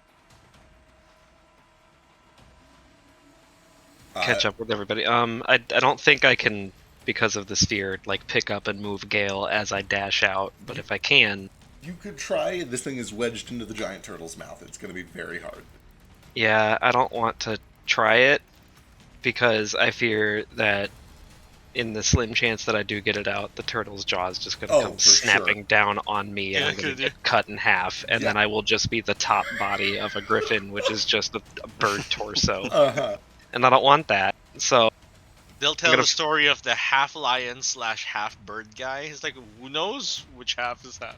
yeah, I'll fly out, but I will stay close-ish to the turtle beak and Gale, so I can help him get away. All right. You're still right within 5 feet, so that should be within range to help him out. I'm also within helping speed. All right. I don't have an action though. Excellent. Yeah. If since I just dashed out, if I can hold an action to like catch him or something, Sure. You can becomes basically relevant. try to help him escape without harm when he does that. Yeah. I like it. Sounds good. And that does... Also, can I do a bonus action but hold my main action? depends on what the bonus action is. Usually, Tunnel yes. fighter, baby. I think you can, yes. Okay. So I'm gonna tunnel fighter. I don't know how it might even technically work because they're probably not coming within range to attack if they are. But I'm gonna tunnel fighter and just kind of wait here to both block Gale jumping away from these tentacles and also help catch him, maybe. Excellent. Sounds good. Yeah. Inside, the beams don't have anybody in range, so they just go back to their normal dissection pattern, and that brings us to Gale.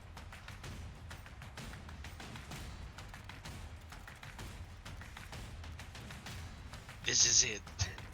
So, important question. Do I think that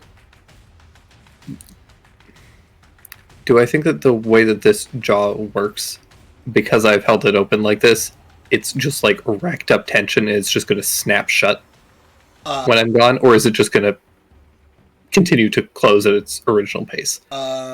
Your passive Tinkers is very good. It seems to you, based on the noises that you're hearing from all of these just metal warbles around you, it is building up at least a good chunk of tension. There's going to be a snap. Okay. In that case, I am just going to hold an action to cast Misty Step as soon as I drop concentration. Excellent. Perfect. And I'm just going to drop it and Misty Step onto Toto's back. All right. Especially with Vasu ready, just in case things go wrong, you were able to kind of synchronize this timing just right. You drop the thing, and there is the sound of rushing wind as the top half and the bottom half of this turtle's jaw come crashing together. You real quick utter the incantations of a Misty Step, disappear with a flash, and reappear, thankfully all in one piece, just outside of the jaws of this creature. And as it snaps shut, everything kind of, for the time being, goes placid. The tendrils are now locked safely inside of the jaw, which is firmly shut. And you can see now this enormous brass turtle with these huge mechanical lens eyes that just kind of look down at you like a turtle that, is a little confused by what's going on, but is still just a giant turtle. It kind of... I love this giant turtle. It slowly blinks down and, gets a sense for what's going on. And then it starts to shuffle over a little bit so it can go eat, at a new spot a few 100 feet away. Because the food here is weird and makes him throw it back up.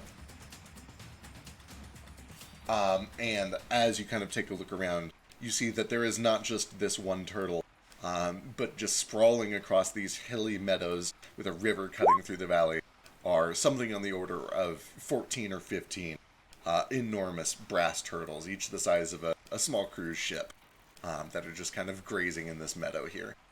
You do also see that's kind of flitting about like bumblebees in a flower field, are more of these little monodrones that appear to just be kind of going about their business.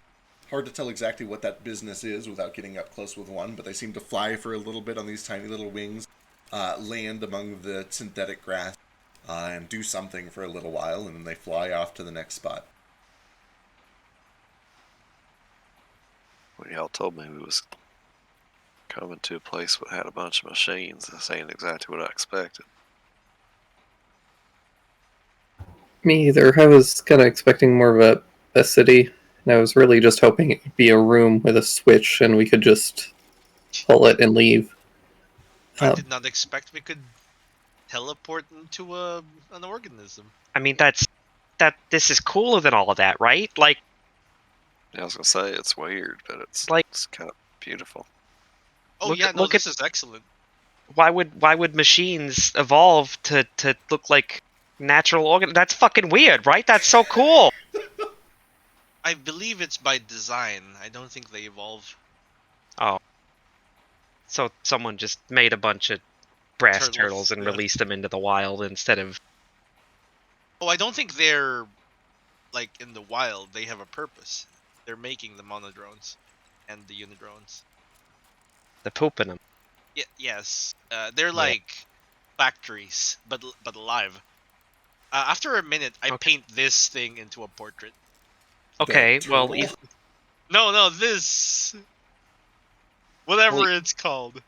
Well, even if that takes a lot of the fun out of it and is a lot less interesting, it's also kind of cool that they make their factories to look like animals instead of just, production lines that make poop robots.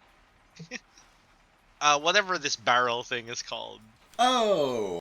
Yeah, absolutely. You can kind of take some time, set up a little easel, and paint this thing into a portrait. And I'll double check to make sure it doesn't have any weird rules that prevent this, but that should work.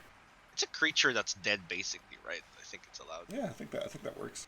And the only limit is it has to be within our possession for 1 minute. Yeah. Fly lasts 10 minutes, right?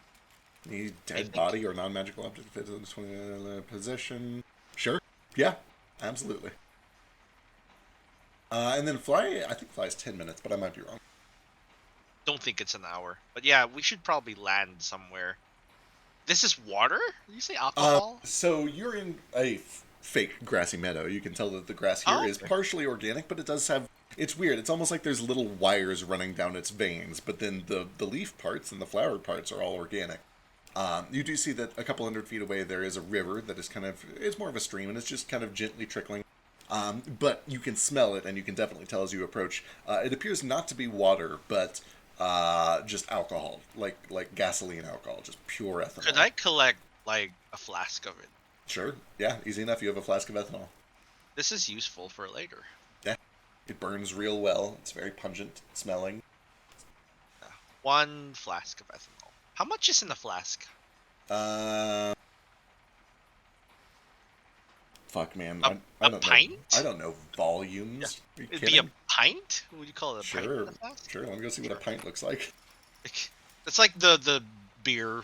Yeah, flask holds about a pint. Makes sense. Okay. I will say 1 flask. I'll also put 1 pint. Yeah. I don't know if this will be useful later, but it's flammable. Anything flammable is useful. It's true. Just ask Moat. Does Moat want this? Probably. Well, maybe he'll fill up a flask as well. Okay, the next question is, where are we going now, Gale? We need to find a lever. A lever. There were levers in the turtle. Maybe that's why it put us in there. This is Mechanus, so everything is ordered. There should be a cataloging system of some kind or signs. Do I believe this? Not only do you believe it with your check from earlier, but as he says that, you guys watch as a little monodrone kind of flies over right next to you. And it kind of starts to dig around in this fake grass. And it stoops over and it finds a little sprig that looks like it has just grown. And he pulls out this this handheld device that looks like a pair of clippers or something. And it holds the clippers over that leaf, and there's a stamp. And you can see that it leaves a little metal tag on that leaf that has a big, 10-digit number on it. He pulls out a little notepad, scribbles something on it, turns a crank, and then flies off to the next place. Should we contact it? There might be a way to get us to where you want to go. I think there should just be signs. I don't know how much people around here are going to quit working to help us. That's fair. How?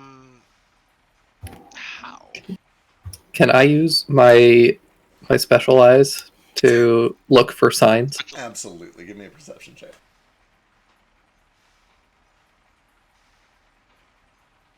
What a strange place this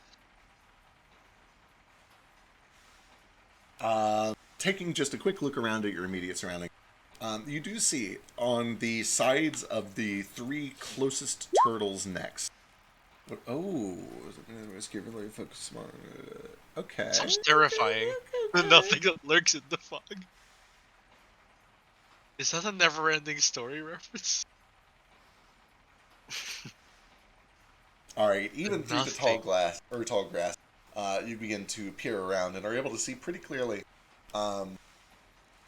that on the sides of each of these giant brass turtles' necks is a 3-digit number, almost like you would see on the side of a military ship or something like that. It is in Celestial, but you guys have run into Celestial numerology before and have kind of already solved that bit of the puzzle. And you are able to translate the numbers on all of the nearby turtles. Let's see, let me get a list of them real quick.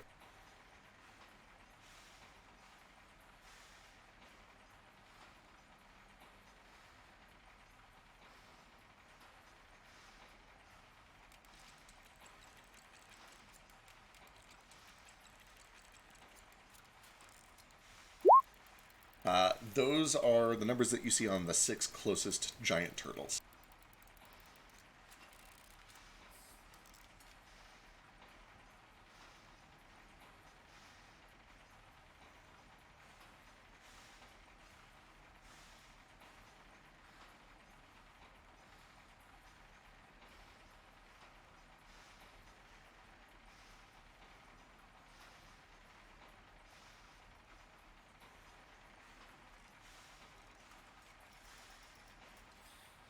I'd like to,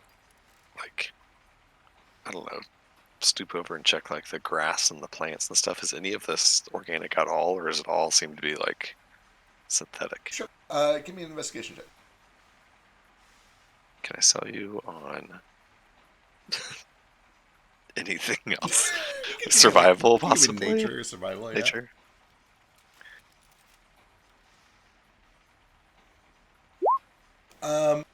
It is a very bizarre amalgamation. The leaves are green and blue and purple, like you would expect to see from normal plant life. But the veins running down the middle of them are very obviously metal. It looks to be sort of a synthesis between the two. You kind of grab a bit of a leaf between your fingers and smush it up and try to grind it almost like you're making a poultice or something. And it leaves behind little traces of chlorophyll and organic bits that you would expect from a real plant. It does have a bit of a strange pungent odor to it. If it is not organic, or at least partially organic, it's very close. It mimics the qualities that you would expect from an organism. Okay. Cool. It's probably a little bit too complicated for Nordo to understand anyway, but Wilson, I just wanted to bend over and see if is this grass metal? Yeah. So. Yeah, it's soft to the touch. It feels like you could probably eat it if you stripped it away from the veins. Nordo's tempted to gather some weird mechanist ingredients to cook with, but he thinks better of it. Doesn't want to fuck up Gale's mission here. Since they seem to be cataloging every single thing, I just feel like if I take something, they're going to be upset about that. Yeah, you do see, a few minutes after that thing comes over and stamps the new leaf, you all have to back up as another one of these giant turtles kind of comes over, opens its mouth, and you watch as two more of the big tendril things just come over and just start scything, mowing down huge swaths of these meticulously categorized plants. In a flash of an eye, all of their hard work is swallowed into the turtle, lasered up into bits, and swallowed down for processing. Do we get the sense that it marked what it's meant to eat? Possibly, but as you look around, there are these tiny little silver chip tags on everything. Every plant, every flower, every leaf. It seems to be a meticulous categorization of the entire meadow.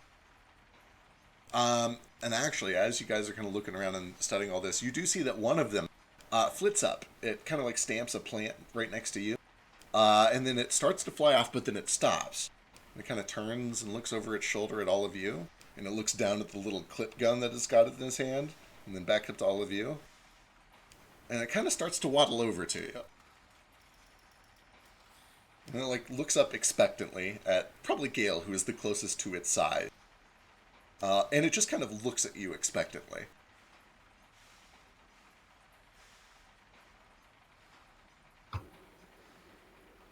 Can I...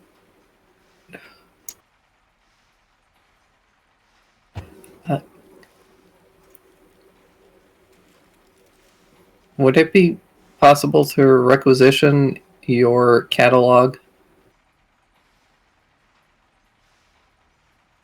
It kind of tilts its head, and it responds something in Celestial, which a couple of them can understand. I don't understand your question. Please extend your hand for categorization.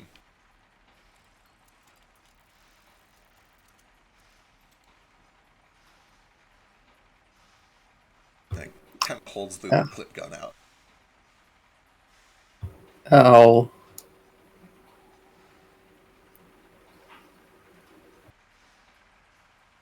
All right. I hold out my hand, and it's gonna crackle with electricity, and I'm just gonna fry this little guy. Sure, give me an attack roll.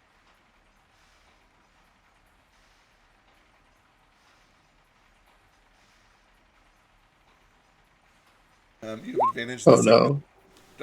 I said it before you rolled it. You do have advantage. This thing is genuinely surprised that you're attacking it right now. I think 19 probably hits. Let me go check. Oh, yeah. My god, this thing is a poor little kobold. It has 4 hit points. Okay. Yeah. I am just trying to, like, essentially, like, just temporarily cause it to, like, kind of malfunction for a little bit, and Okay.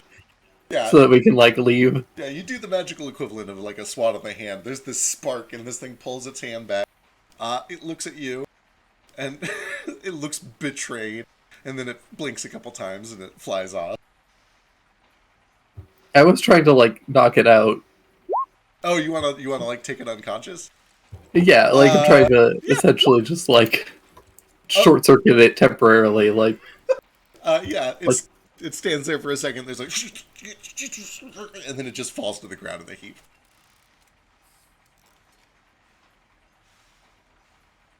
All right.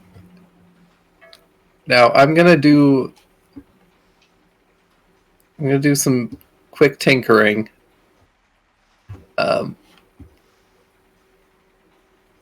Could I take a look at the like gun thing that it's got for tagging stuff? Yeah, absolutely.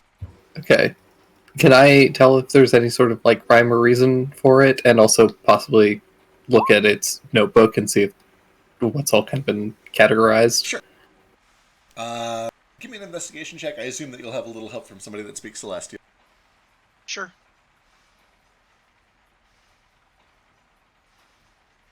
In the meantime, I'm going to get Spook with Animals up just out of pure curiosity. Yeah, there might be Excellent. some weird construct animals here. All right. That is a 28. 28. All right. Over the course of 10 minutes, Nordo is working on his ritual. Gale's doing some studying. The clip gun is mostly made of kind of brass and copper. It appears to be kind of mechanical. It does have a magical element to it. You do see that it seems to be doing a little bit of divination and a tiny bit of transmutation. Basically, the way that it works is it's almost like a stamp. where it presses a tiny little kind of hole punch sized circle against the surface of whatever it touches. You kind of pull a switch, and then it transforms just a tiny little thin film of that surface into stainless steel that has a microscopic but enormously long number attached to it. The number seems to go up each time you do it, usually by something on the order of 10,000 to 100,000, depending on how long you wait, which gives you the impression that there is a central database somewhere that has the next number, and every time one of these things get used, it pulls the next number from the list, puts the stamp on that thing, and then kind of records what it was stamped onto, where it was stamped. And all of this is kind of backed up by the notebook. Anytime that there is a weird exception or like a special note that needs to be made, they kind of add a comment to it by scribbling in that notebook. The message then immediately disappears, leaving room for the next one. And it seems that there are just thousands of these monodrones flitting around the world, categorizing everything they can find that isn't already categorized. Okay. So it's just like a list that's the number is just increasing every time they add something to it. Yeah, it's hard to scrutinize without being at the center of all of it. What these numbers could possibly be used for. This is highly inefficient and absurd. They don't even have like a Dewey Decimal System. Like, come on, This is supposed to be Mechanus. The fuck is this? I think we came to the wrong place. We should try again. Do you wish to? Yeah. This definitely isn't Mechanus. There's no way. Oh, no, this is definitely Mechanus. I'm pretty sure it's not. It's certainly. Do you want me to check? I would love that, actually. Maybe we just accidentally teleported into like the zoo or something. Yeah, do they have like a human zoo? Do I know if they have? Give me religion or history. Sure. Or Arcana, maybe. They're all the which same one for is you. more- Just roll any of them. Oh, Give me that general knowledge check. You've got it all covered. 30. Fucking. With a 30, you would be aware that just like there are dumb demons and smart demons, dumb angels and smart angels, dumb monstrosities and smart monstrosities, Mechanus is a place that has both extremes. At the high end, they build magnificent cities that are beautiful and meticulously organized, that run like clockwork. Everything is just organized down to the 10th of a second. Everything ticks to the beat of a central drum, almost like the whole thing is one well-oiled machine. And then at the outer reaches, especially near the borders of the plane, where it kind of converges with the material plane and the other outer planes, things tend to get a little bit more wild and rampant. They tend to still follow structures. They still do silly things like number every blade of grass in the meadow. But it's not as intelligent. It's more of just a base primal urge to put numbers on everything or put a list on everything. Bees pollinating. Right. It is kind of that vibe. You get the sense that you are almost certainly in Mechanus, but probably near the outskirts. You are definitely not near the heart and soul of a Mechanus city center. Yeah, I say this. If we want to find a city, I think we just need to. The same way we find cities in our plane. Ask for directions. Yeah. Probably not from these. These are the equivalent of bees. Well, I can get a lot of directions out of bees normally. That's true. You know what? we'll talk to animals. Bees are a little Alright. smarter than you give them credit for. Yeah, it's true. They have hives and everything. It would be about this time that the ritual does finish, too, after 10 minutes of study. And Nordo, it's kind of a bizarre experience for you. Normally, you can pop this ritual up anywhere in the world, and you'll hear something, somewhere, trying to not get eaten or get laid. There is not a sound here. Nothing around you is a beast. Okay. Nordo will sort of take that experience in a little bit of stunned silence, then. Well, guess this might not be a surprise, but everything here is like Toto. He kind of pats Toto on the head. Not Not an animal, not a real animal anyhow. So I can't really talk to the bees. That's unfortunate. Well, if anything does come up, maybe teleporting in, who knows? In the meantime, how would I know to find a city, I guess? At 30. Boy. General knowledge check. With your 30 on just kind of knowing the layouts of Mechanist, oh my god, how... Like, would there be a map? Would there be a globe? Almost certainly. The hard part is you don't have either of those things on you. You're Yeah. effectively in the wild, and in order to find any sort of structure, you would have to... Oh, here you go. You rolled well on this. You would know that in human civilization and organic civilization, settlements are usually formed along bodies of water, because everything needs water to live. This place seems to have streams of gasoline, and you imagine that it might be similar, that maybe further upstream or downstream you might find a settlement. With that said, that is conjecture. It could be miles before you find one, it could be hundreds of miles, you could be in the middle of just a vast wilderness with no civilizations anywhere within thousands of miles. You're not sure. Yeah. This is an organic thing. You mind if I sit down for a bit and consult my vast psychic reserves, aka augury, to figure out what we're doing in the next 30 minutes? If we follow the river, will that be wheel or woe, for example? Sure. Seems good enough idea to me. Kind of like does a crisscross applesauce, but in midair, and the skull floats in front of him, and he starts like meditating on it. Alright. You begin to cast your ritual. You use augury. Word this very specifically. What is the course of action that you are planning on taking? And does it have any qualifiers, any addendums, any motives? Yeah, like in search for a city or civilization, will it benefit us to follow the, what would you call that, creek, river, the gasoline stream? Okay. You get a very clear wheel response. Yes. Okay, it's wheel. Signs point to positivity, but it doesn't say whether it's gonna take months or miles. Well, if it's gonna occur in 30 minutes, we can That's true.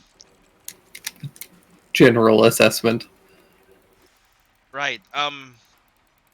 I think if we keep a level head and just follow the river, I guess, for a bit, we can also take in the surround. Let this be a field trip while we're here. This is Mechanus. We can get so many cool things here. This place sucks. What? I thought you would love this place. I did too. I'm deeply disappointed. What's wrong? What do you not like? They're not even. It's not organized at all. It's just a list. Monkeys could make better lists than this. I feel your pain. Robotic monkeys might have made this list. They might have. I hear they might also type the full works of Jesus Christ if you leave them in their room long enough. Can you imagine? Steam-powered simian. Yeah, I think we have those back home. Do we? Do you? Like, back in the material plane, I think there are steam-powered simians. No, there's not. You're thinking of Drake's campaign. Oh, where yeah. we fought that clockwork gorilla that one time. Close enough. There's probably one somewhere on the material plane. Yeah, it's conjecture, but I'm pretty sure someone built a steam simian because people are of a like mind.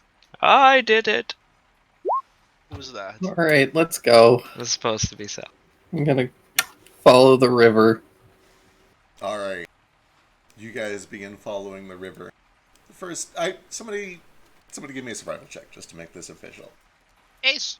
Following a room What? is pretty easy. Do it. All right. Nordo. Yeah. Me and Basu can do it together. We're both good at I'm the it. survival guy. Okay, We I'll have the help. same survival. We'll do it Do together. we? Do we? What's your passive survival champ? 21. Okay, yeah, we do. Sorry to sound so condescending. Damn it! No, that's a 31. I'm helping you. If you helped Vasu, he would have tied my score. Yeah. No one is suggested, so I'm like, oh, I'll default to Nordo since he's my cleric. Are you, That's right. are you survival trained, Nomad? Oh no, I have the feat that just lets me help, and then he's gonna... Oh yeah, that's right. Right. What a fucking ridiculous feat. Essentially, I'm just making him like a magical telescope so- to look through. You guys follow this creek for about an hour, 2 hours or so. There is a point about 2.5 hours into your journey where you hear off in the distance, far, far to the east, kind of over a hill, the sound of a clock tower, a big old clock tower. It chimes this very pleasant, if a little boring tune, and then it chimes 6 times, and when the 6th bell lands, the very nanosecond that you hear the 6th bell, the entire sky above you just changes from bright blue to this kind of nice sunset orange, just in the blink of an eye. It's immediately. Just immediately. It immediately changes from like a nice afternoon blue to an evening sunset orange. Downsteam is what you said. The moment that this happens, you watch as all of these monodrones, like their AI has been switched like a flip, begin to fly off towards, not really sure, but they all kind of fly off away from the river. Some of them kind of go over hills and off into distant tree lines, as best as you can tell. It kind of looks like tree line. Some of them kind of fly off a bit and then kind of dive down, getting lost in the tall grass. But then you guys continue on for another 30 or 45 minutes until eventually the stream comes to kind of the crest of a hill that looks down into a valley. And there you can see it winds for a little bit until it snakes into a great walled city. There is stone that has been trimmed with brass and copper. In the gleam of the sunset, there are bits of orange and gold that scatter up across the hills where you're standing.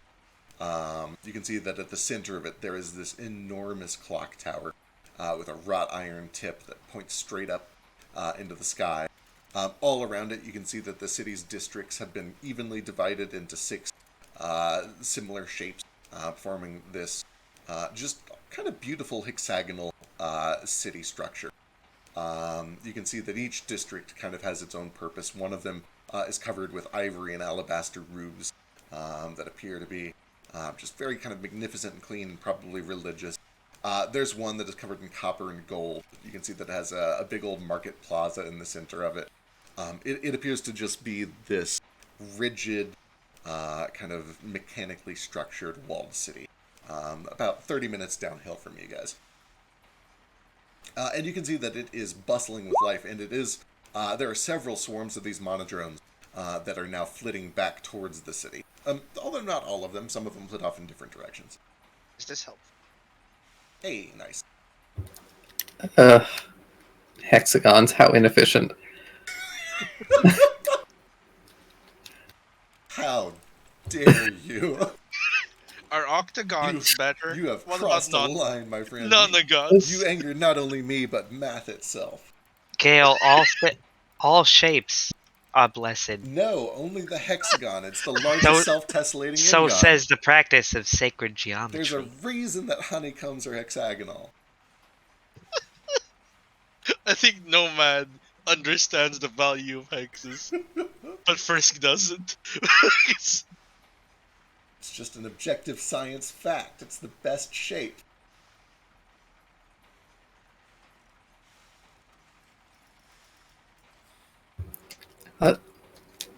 The most efficient shape is the golden spiral. True, but that's kind of, they're linked, right? Like that's why hexagons are become a shape, is because they take advantage of the golden ratio. No, they don't. There's no way. All right. That's not how math works. I don't know. The golden spiral causes it to tessellate in on itself, not My ever real connect. my real life intelligence score is not high enough to participate in this conversation about Same. shapes and math. Mine either. I'm just bullshitting to.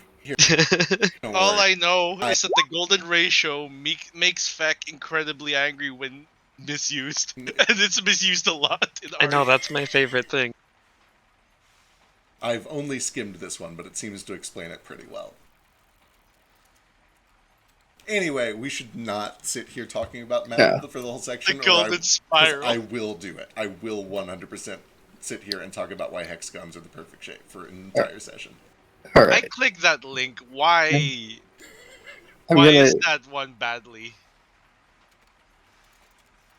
Never mind. Go ahead. All right. I'm gonna go into the city. Excellent. You guys begin to... Hang on, I found another one. I find the first person that I can talk to. All right. You guys Person or creature? follow the creature until eventually it crosses with a brick road that leads up in a straight line to one of the corners of this walled city, where you can see that there is just a tall gate, and on either side of the gate, you can see that there's almost like a little ticket window where there are a couple of drones that are posted up. These ones are not spherical. These appear to be kind of pyramid shaped. They are much taller than their little spherical buddies. They're probably like 6 or 7 feet standing, looming over a lot of you guys. They too have little wings on their back, and they have an eye on each face of the pyramid. And they observe you as you approach.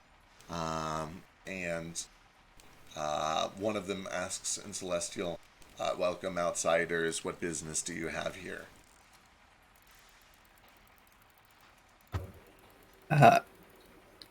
I introduce myself and give my full title. Say, I am here to open the cellar door. Excellent. Let me, one moment, I will see if that is contained within. And that one kind of raises a hand up. There's a big booming sound as the gate opens wide and he begins to walk through. And then the gate starts to kind of close behind him as he makes his way off into the city. As he disappears, and there's kind of this awkward 30 or 45 seconds, you do see that from behind the two guards, there is a little monodrone, one of the little spherical ones, kind of steps up, and he can't clear his throat because he's mechanical, so he kind of like scratches his belly to make a noise. And he's like, so you're from the material plane?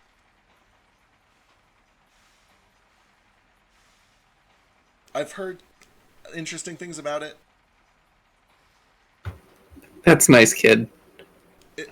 Is it true your machines are made of metal? I just pat Toto. Aren't most machines made of metal? That's what I thought. Someone told me your machines are made of meat. No, that's like I'm made of meat, and I'm not a machine. You are technically a machine. One of What? the most. Yeah. Bullshit. Organic machines. What are you talking about? Let's not get into this. The gate eventually cracks back open, and you see that the big old pyramid drone kind of steps back out and says, "We do not have any location or object called the what you asking for? The cellar door? The key to the cellar door? What was the exact thing that you? It's the cellar door. The cellar door. We don't have any record of that within our city or anywhere on gear 335-250-241. However, if you're looking for a protected item, it may be stored in the vaults." Okay.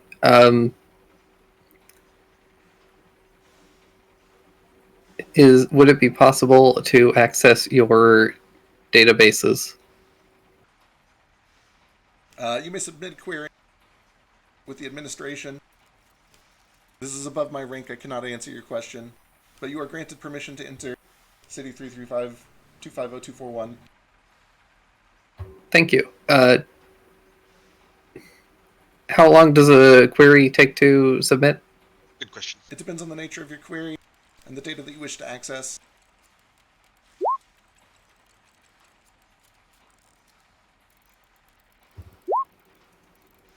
All right. Yeah, where can I submit this query? If the nature of your query is a missing person, I would recommend visiting the console for the material plane. Likewise, for missing objects that were brought here from the material plane, you should visit the console or the embassy. What about objects on the material plane that require activation through Mechanus?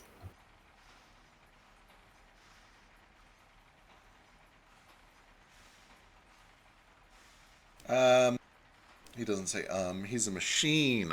He would know the answer in the... maybe not, they're not that smart. You could speak with somebody at the console and they may be able to point you in the correct direction. You could also visit a bank or perhaps the government plaza at the center of town. All right, I love government. Let's go speak to the governess. All right. You are welcomed through the gate, and inside you find that the streets are in pristine condition. They are constantly swarmed with monodrones that are just maintaining everything at all hours. Although they appear to be in the middle of a shift change, you can see that several of them are still making their way back to their places of residence as new ones emerge with the changing of the time of day. And they begin to dust the streets, make sure that the labels on everything are freshly polished, make sure that the street signs are legible. Looking down each of these roads, you can see that there are just these perfectly boring, mundane, rectangular townhouses stacked, 6 high, 6 wide. The entrances are all identical down every street. There's a placard that has a number for everyone. In near perfect unison, they all open and let in all of the monodrones from their shift and let out new ones. But there is a large main street that kind of heads down towards the center of town. Oh yes, I should definitely do that. And you do see, once you're inside on this main street, to some surprise or relief or what have you, there are some creatures here that are not native to Mechanus. Notably, actually give me a perception check. This could be important.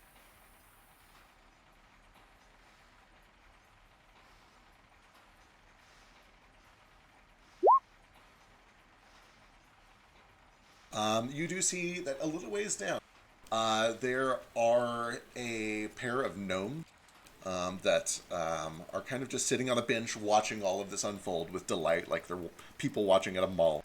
One of them is kind of smoking from a pipe, and you can see that every time that he takes a drag and then tips to the side and kind of scatters some of the ash, a monodrone comes over with a dustpan and kind of sweeps it up.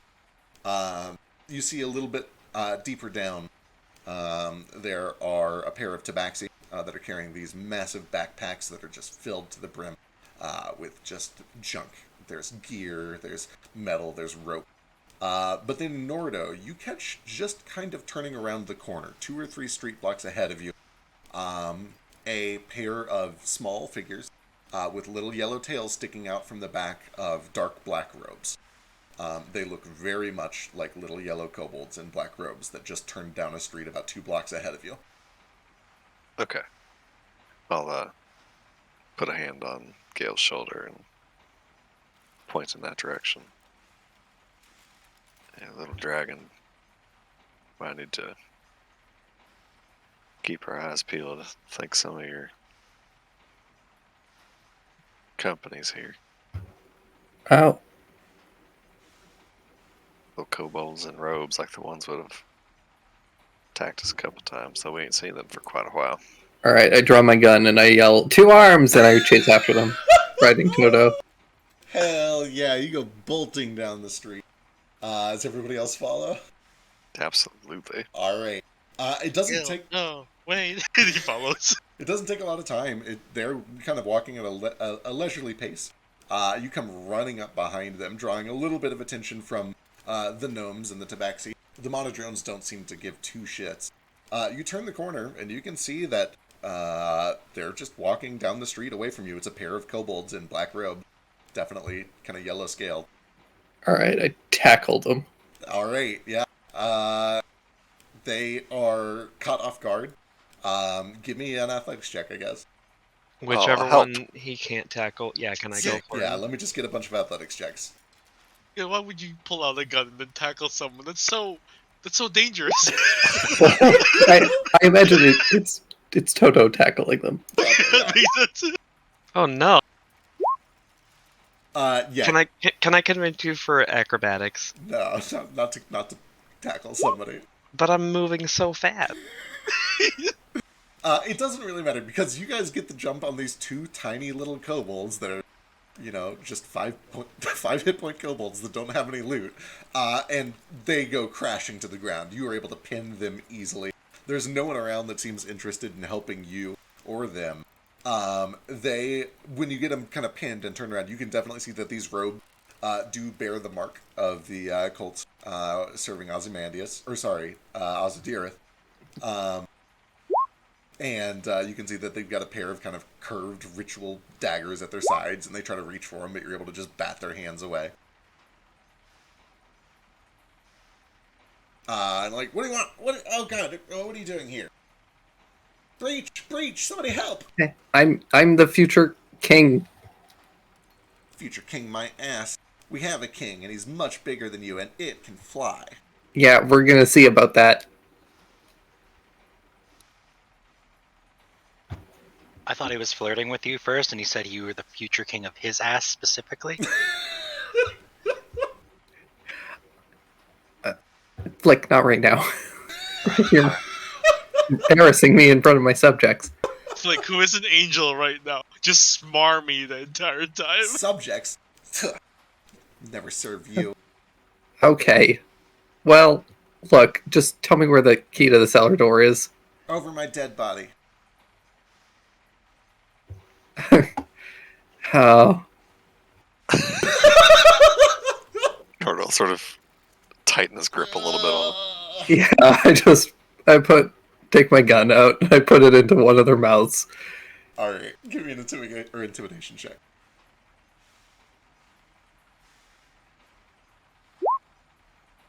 Oh. Ugh. You have advantage. Well, I guess it's already there, isn't it? Sure is. Yeah. Alright, let's see here. Look, Hang on, they gotta roll. They're little kobolds with 5 hit points. They could fuck this up.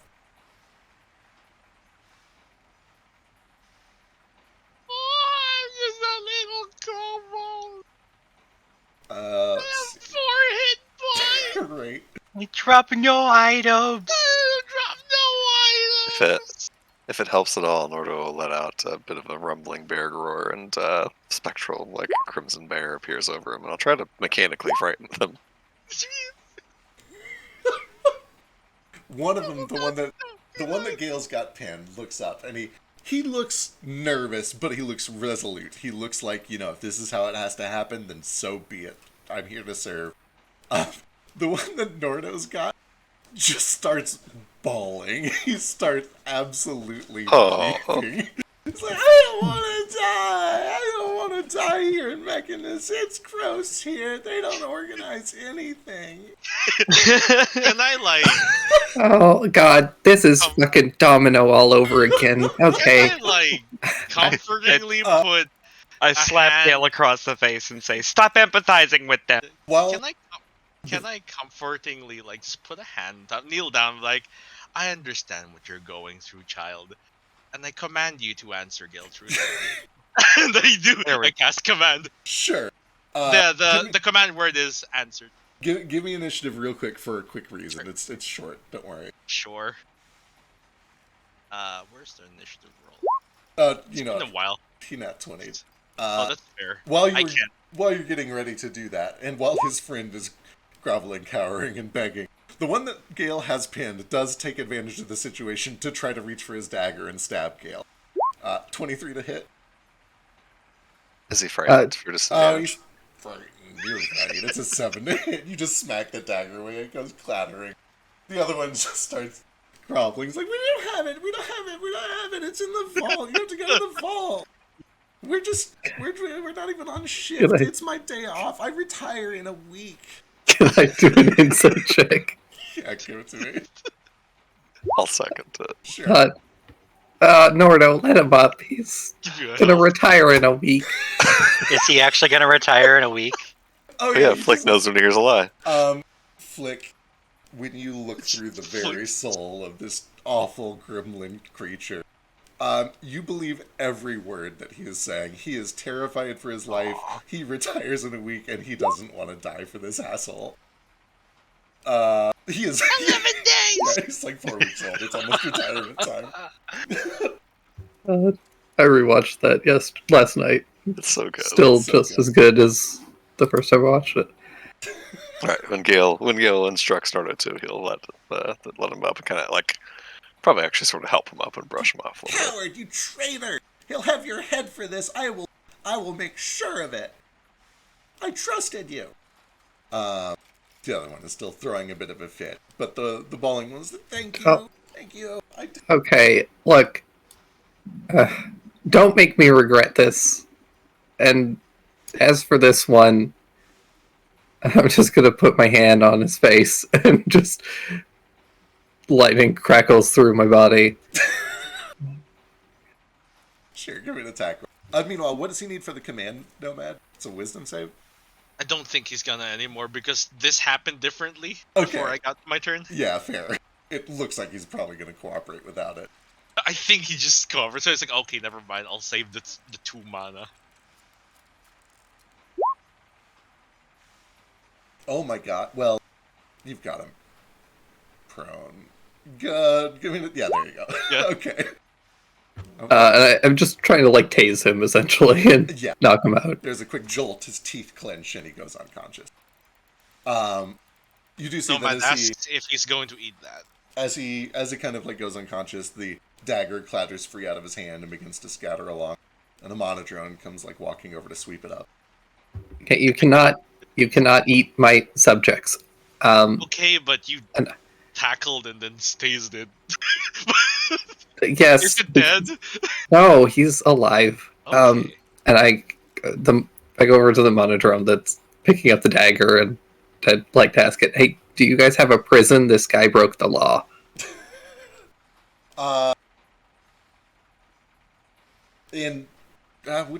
Okay, does somebody translate for it? I am going to Yeah. assume that somebody's translating the whole time. Yeah, translate. Yeah. I'll do it. It's a very serious offense. You should take him to the my Material God. Plane Embassy. He may have diplomatic immunity. However, if the nature of this violation is very serious, he may no longer qualify for that immunity. Please wait here. I'll alert the guards. And he begins to kind of flitter off to go fetch help. Meanwhile, the other one is like, okay, listen, thank you. It's not worth it. It's not worth it. I'd rather just die on my own terms. I don't want to die in the street like a rat. What you're looking for is in one of the vaults. You gotta Rats go. don't normally die in the streets, but okay. That's true. They die in the sewers or over a spit roast, and then we eat them. Yeah, or like in traps or in poison. but, Sometimes. you know. If it's poison, though, then we can't eat them anymore. At least I can't. I'm not green. Sometimes several rats get tied together by their tails, and they become what's known as a rat king, and they move around as a unit somewhat effectively until they all die together from starvation in a clump. That sounds really terrible. Like some Doesn't it? fucked up rat centipede shit. You know, if you just follow Gale, if he was your king, he probably wouldn't have eaten rats out of sewers and shit the way Aldereth does. Just trying to make things better. Let's not put down I think put down he's rat. Rats are delicious and nutritious. Yeah, it's a delicacy. I love rat. Don't you eat shrimp? It's a cultural thing. Shrimp are like fucking nasty sewage ocean bugs. I do like shrimp. You got to be so culturally gotta pull the close-minded. Shrimps are delicious. I would know. Yeah, but they've I got a wish I protein could though. eat shrimp, but you know what? I can only eat live people. So I haven't eaten yet. I'm going to wait until we find someone evil enough for me to consume. Yeah, that's going to be tough here. I mean, if you go Soon, quick, that I other guess. kobold's right there. I don't want to eat these kobolds. You do They're hear off in the distance. Wee, woo, ill wee, subjects. woo, wee, woo. Okay, I leave this. I leave the one kobold to be taken away to some prison Back to where the material he's plane? probably going to be processed into meat. And then tell the other one that's going to retire to have a good retirement. Say, okay, let's get out of here before the fuzz shows up. The fuzz. It's the Orcish word for the fuzz. Can I telepathically connect with the gnomes and the tabaxi and just kind of ask them a few questions? Sure. And the general questions are, hello, are you local here? Are you tourists? What are you here for? You know? Excellent. And I ask you questions about landmarks and stuff. I'm going to come back to that in just a second. I do want to make sure that this gets cleared up. Do you guys try to leave the scene before the fuzz shows up? The fuzz just... Yes. Say Norda's way out of his element. He just does whatever Gale says. Is this the furthest out of his element Nordo's ever been? Probably. No, do I think that leaving would be bad? You get the sense that leaving a crime scene without submitting a report might be a little weird in Mechanist. I've already written a report. Okay. Here. With that said, Yeah. if you get away with it, you get away with it. And, like, the fine is not the big deal. The problem is that they would probably want to drag you into a courthouse for 2 hours to talk about it. Right. I'll stay. All right. I'll take the bullet if you wish. I can stay in the courthouse for 3 hours. Just come get me after. When you get back, you do see that there are a couple more of these pyramid drones that have shown up. And they kind of look at the body and they look at all of you. And they do sit with you for like an annoying 30 or 45 minutes, like a cop that's pulled you over for a speeding ticket and is trying to drag it out as long as possible. Getting all the details, all your names, your place of origin, your reason for coming. They don't show a sign of giving a shit. They have no emotion. They just have a massive form that they need to fill out, and they work with you to get it all filled out. And once it's done, they book the unconscious kobold, let the rest of you guys go. Do we know what its fate will be? It will just be deported? So that kind of depends. What they ask you what it did to violate I was about the to law. What say, do you like, say? in this conversation, does it come out that we attacked them unprovoked in the streets and they did nothing at all to us? Yeah. Well, what do you say? So, like, the other kobold is willing to corroborate whatever you say, but you have to give me a story.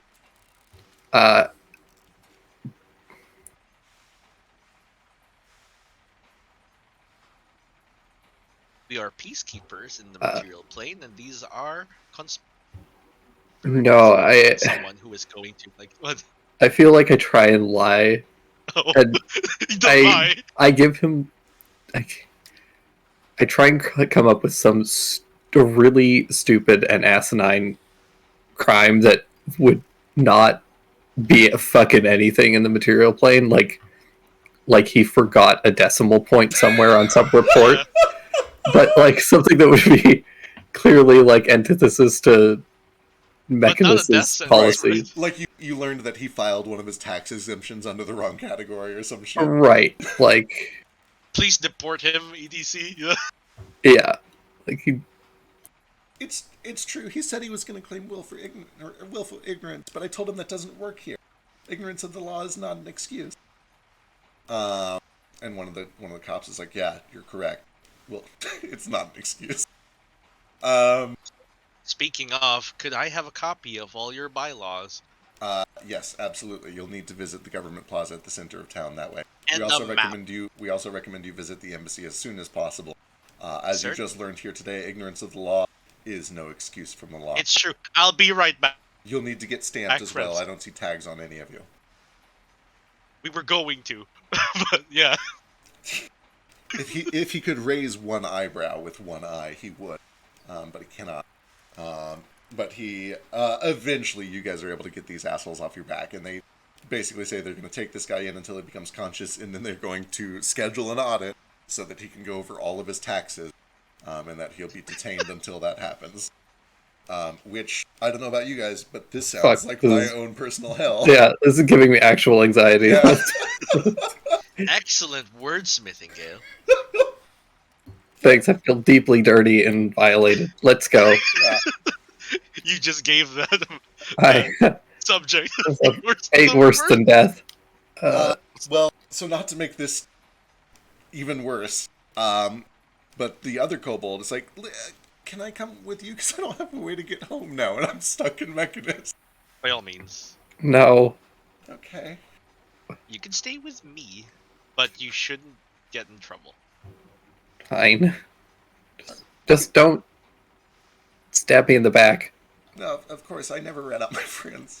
I'm really... Flick! I'm, Flick! I'm really wary What of, is- double-crossing kobolds for some reason. Yeah, that's understandable. It's happened before. I'll do everything that I can to help. If you can, keep me safe and maybe help me find a way home. Yeah, The get thing- in this bag. Do you want my help first? I mean, if you just stay in the bag, it'll keep you hidden, right? Oh, okay, I see what you're saying. And he kind of pokes his head out of the bag. Just a backpack, basically.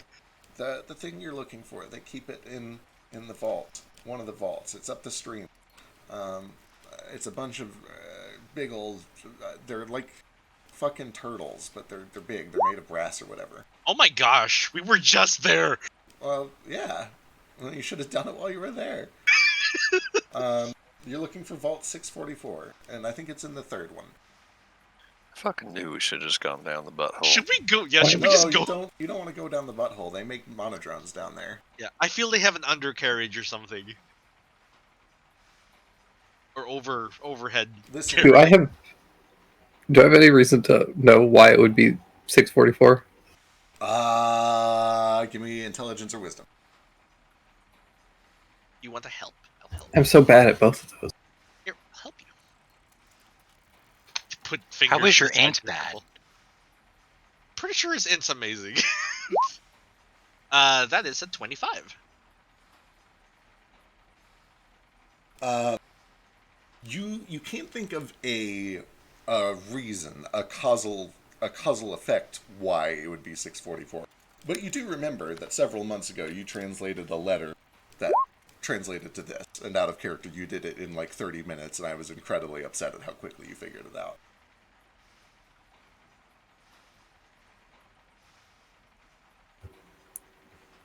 Oh, that's right. What? Wait, that was like It was like a year and a half last ago. year. Yeah. Do they not believe in spaces? This world? What a great No. question. Spaces It are probably- inefficient. Probably. Why did they just use numbers? Back up. So here's the thing. I'm not authorized to actually get into the vault. I'm just a guard. I'm supposed to be on standby in case something does happen, so that I can throw my life away for the great Okay, who Ozzedirith. is authorized to get the vault? You would need Ozzedirith or one of his children. Alternatively, you can just Oh, try that's to fine then. you can just try to break your way in there. I've been inside the place. I can give you a layout. I just, I can't help you break in. I have 5 That hit would be points and I don't drop any loot. Okay, so let's formulate a plan. We go to the vault, right? We break in? Or do we use the Child of Ozzedirith sort of side eyes at Gale? Who do you think I am? I don't know. I feel like you're very important. I'm pretty sure I'm not a dragon. Yet. That's how the character like, yeah. However,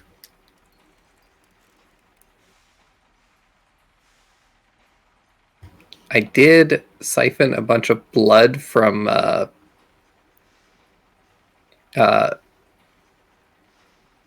Mr. White. It's true. I also have It's not this true. one. Oh, you didn't. I have studded leather armor made out of one of his children. Does this work? It's not like a magical stone that tastes your blood or anything. It's a person that asks Oh, to see okay. who you are. Oh, we can lie about that. Yeah, if you got like a good How are we disguise or going something. to lie that we're his child? I'm sure we can figure something out. Specifically, it's a dragon. It's kind of a big dragon. Oh, that's fine. What kind of dragon? He's weird. It looks like he used to be kind of a black-scaled dragon. Okay. But he's got these things all up in him. They've been putting skite into his body. We don't use that word anymore. Oh, why not? It sounds strange. You're right, it does. I've always thought it kind of sounded strange. We also don't use classy anymore. We've never used the word God. klutzy before. Where is the... Nomad denies the existence of this word. All right, we'll just go and we'll have a conversation, and I can tell him that my name is Ozygallius, and we'll carry on. I see no way this could go wrong.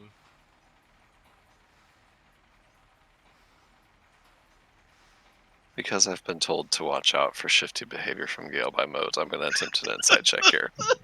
Go for it. I've been avoiding this insight check.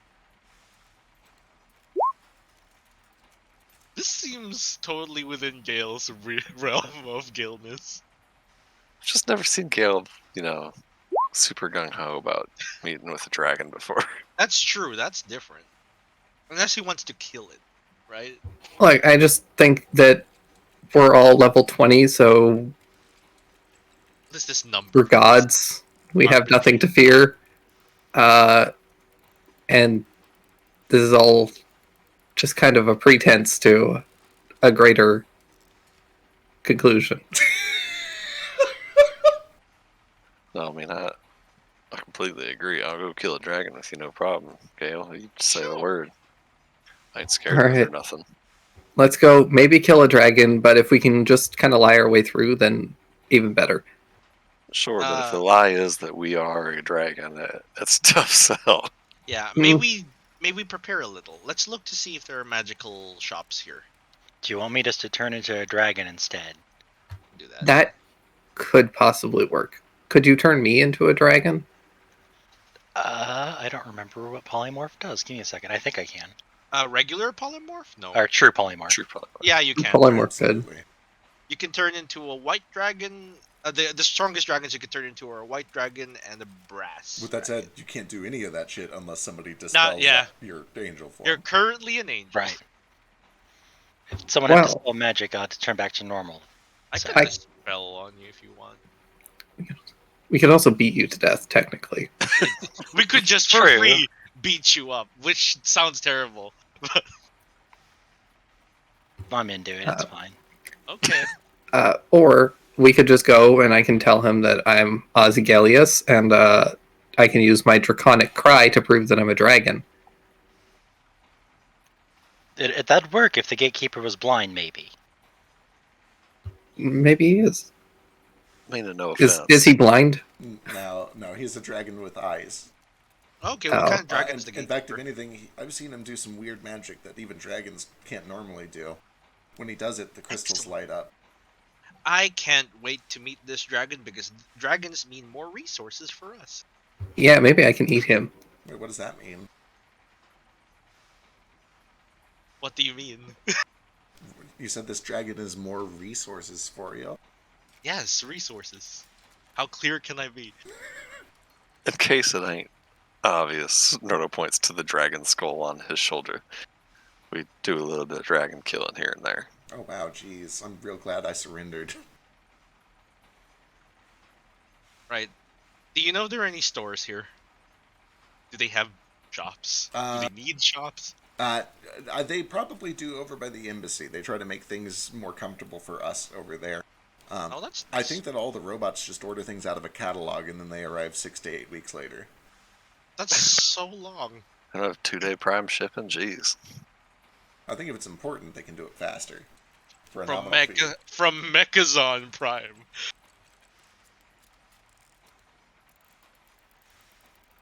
Oh, right, Amazon the gnome. Primus. The fucking tabaxing the gnomes. What did they Oh, say? right, yeah. So you took some time to just get a quick bearing for that.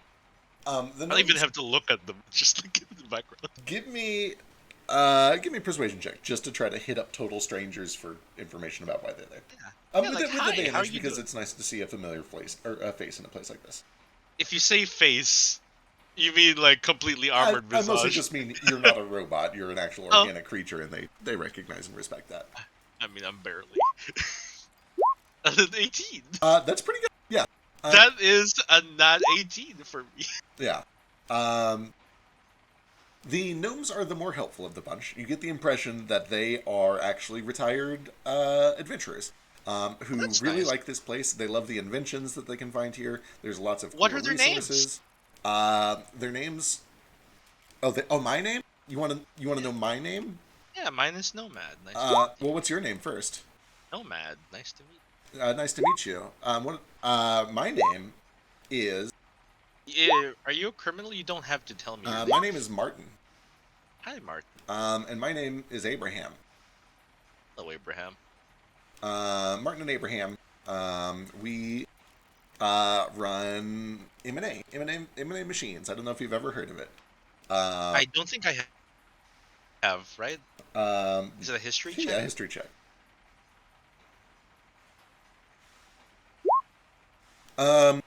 It's obscure, but you would know that they make they're mostly known for this bizarre invention that they've developed to automatically sharpen lead. It's like- automatically sharpen. No, they're working on a device to automatically sharpen lead for calligraphers and artists. The lead sharpening for calligraphy. Yeah. Automatic sharpen. Full The auto. the graphene or graphite, whatever, lead. No, it's real lead. This is the olden days, dude. They don't Oh have, God, lead. Yeah, they don't have graphite. Oh, No, lead. artists are breathing that shit 24/7. I hope they're wearing a mask. Why would they? What's wrong with a little lead? It's a natural thing that everybody uses everywhere for all sorts of things, like silverware and cutlery and plates.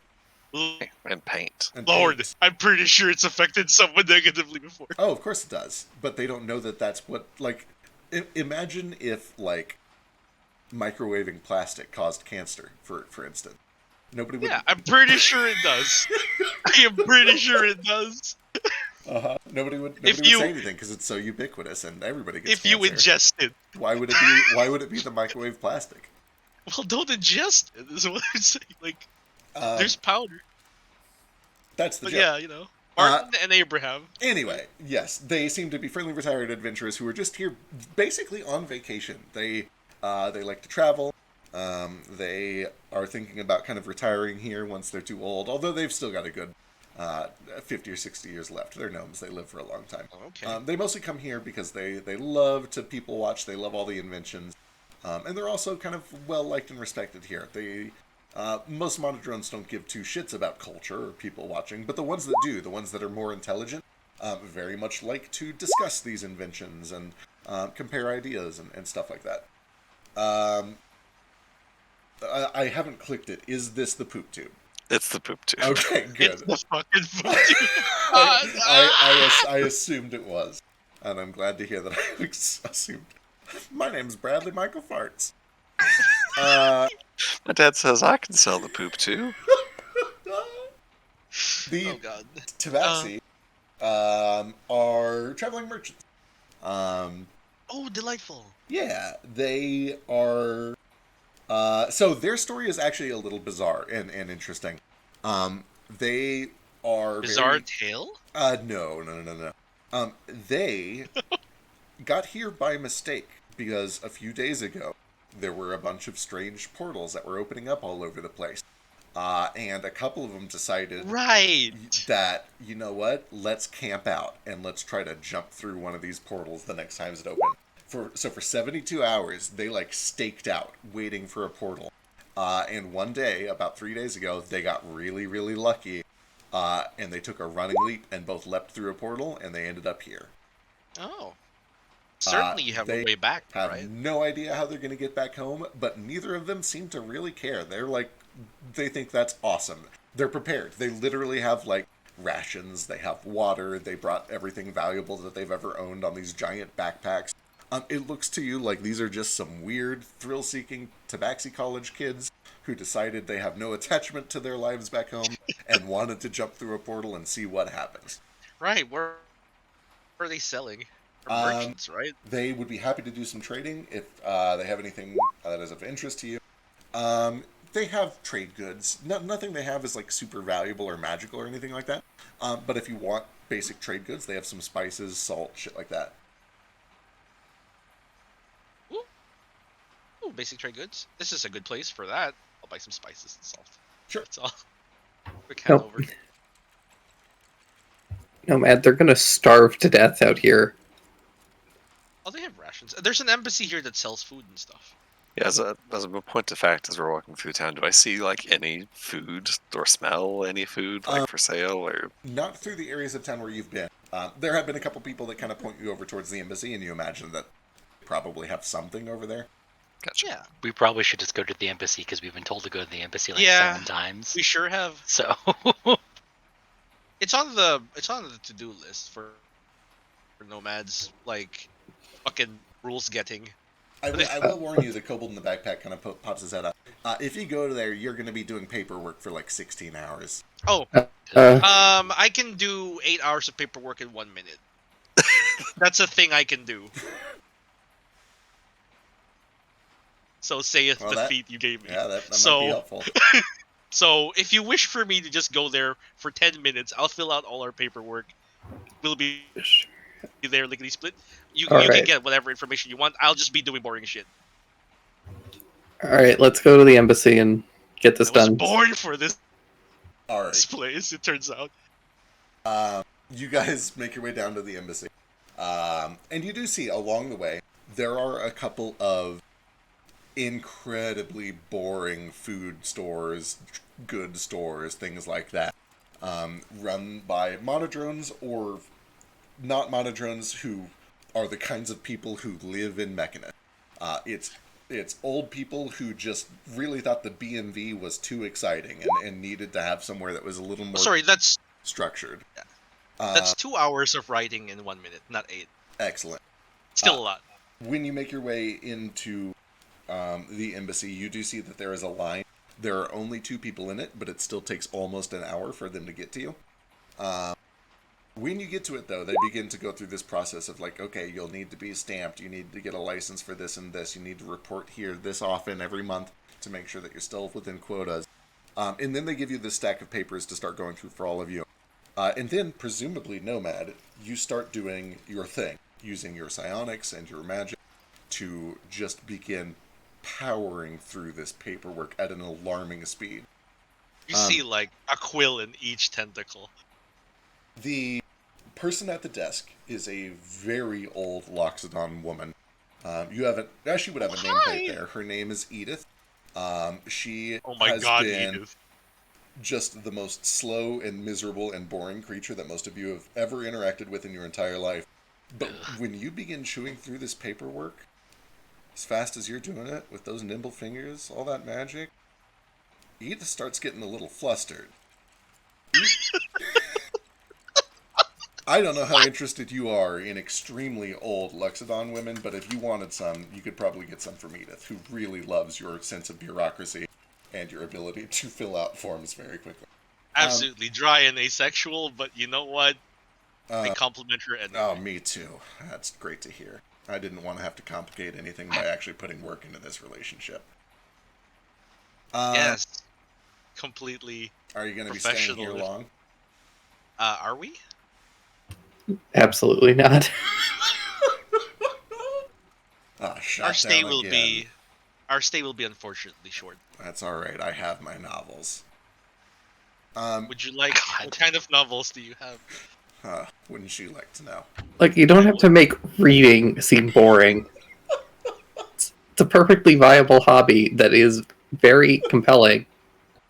Would you like a pamphlet? Sure that it is. I don't know. Is it a legal Never a pamphlet? pamphlet. Okay. Oh, this is wonderful. I love the type spacing. It's a bunch of rules. I can see. I'm so excited. You like it? Did you make all this up? Sort of. It's a form. Well, I'll just have to stuff this away It's for a bunch of later. guidelines, really. And she pulls out a little leather briefcase that has, like, tab-organized folders in it. And she finds the one labeled C for cults. She tucks your pamphlet into it. Yeah, I'll put that one on the list. We might have to update that later down the line, but don't worry. Anyway, you make this process so much less terrible than it could have been. Within 45 minutes or so, you're back out. All of you have a little card that shows that you've registered with the embassy. You've been told that you can find food, clothing, and basic goods at the nearby stores. They do warn you not to go outside of the city walls, or if you do so at your own peril. And that, yeah, that's basically it. Good luck. Have fun. Welcome to Mechanist. Welcome to Gear 333-525-0241. They take gold here, right? For payment? They're willing to exchange it. They basically have a magical delivery once a month for getting things back and forth between here and the material plane. So if you need anything done, or if you have an emergency and need to return to the material plane, wait till the end of the month. You can catch that. But it's 6 to 8 weeks. Is it? It depends on what you're ordering. Okay. You know, it's 1 month there, 1 month back. It just depends on if you place your order at the middle of the month. How much do they pay the Tabaxi for their spices and salts? How much did this place pay them? Oh, they didn't pay No, how much did they... Because I bought stuff. Oh, I know. You could have bought up to 50 gold worth of spices if you wanted. I'm gonna give them, like, 20 silver and 11 copper worth of, like... Because I feel like that's a lot. Perfect. And yeah, you do notice they charge you pretty high. I mean, they're the only fleshy merchants in a 4-mile radius, except for the shop next to the embassy. So, but they're happy to do business. They like you. I have bought flavor enhancers. I don't know why. Anyway, you finish up everything you need to do, and you get out of this terrible place. About this time, the kobold that you've spared, whose name I should probably generate at some point. Wait, what are their names at the Tabaxis, I guess? My name? My name is Ball of Yarn. And his name is Scattered Ashes. Those are two very different names. Sorry, what was the second one? Scattered Ashes. Scattered Ashes and Ball of Yarn. Oh, okay. Yeah. It's a little funny because Scattered Yeah, Ashes... they're very different. Scattered Ashes is like the bright, cheery one. He's like an orange tabby, and he's got these cheery, like, green eyes. And then Ball of Yarn is like this grumpy, kind of all black and gray, scruffy fur, bent whiskers, you know. Looks backward. Okay. It's a fun visual gag, you see. I see. At this point in time, as you get done with all your paperwork, the kobold in the backpack has finished up a crude map on short notice. You go in the mouth there, and then there's doors on the sides. The one on the left leads into a big room with 3 vault doors. You need to get into the third one. Normally, to get in there, we have to like prove that the person visiting has authorization, which basically just means that the big dragon in there has to say, "Yeah, you're good." Okay. And then he kind of gives a nod. I think there's probably, and I don't know for sure because I've never seen it, but I think that there's probably a secret room here. Because I see him look through a little like window in that direction, and it gives kind of a motion, and then the door pops open. So if you're not able to get through, you might be able to do it from inside that room, or if you find another way into that room, perhaps. But anyway, don't go down into here because this chute leads to the crushing and factory area of the turtle. Okay. Great. Have I procured a book of bylaws? Yes, they set you up with a giant stack of papers. When I say stack, I mean like it is a 30-book encyclopedia compendium. They give you the Cliff's Notes version, which is 2 of those books. But they say that the rest will be delivered to your address as soon as you find a place of residence. Okay. Is there a way I can contact them after? You can return at any time. Neat. I'm just gonna start reading. Following everyone. Awesome. It's the worst. It's terrible. You love it.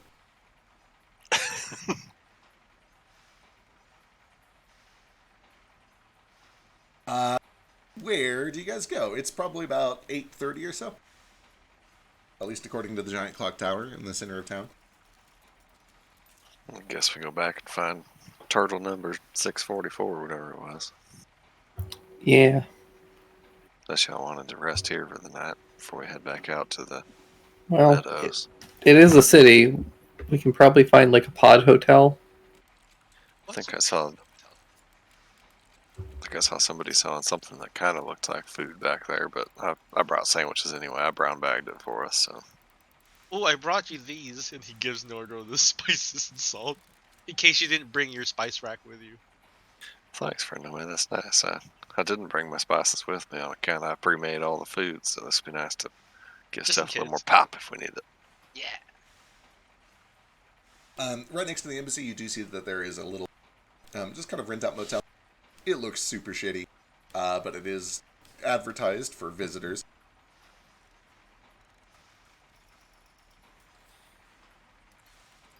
Is this where we'll be staying? If you guys want to stay here, or you can just head out immediately, it's kind of up to you.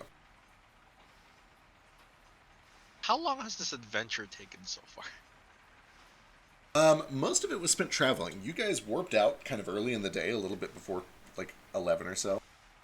You spent maybe an hour or so in the fields, just kind of investigating or doing the stuff inside of the turtle.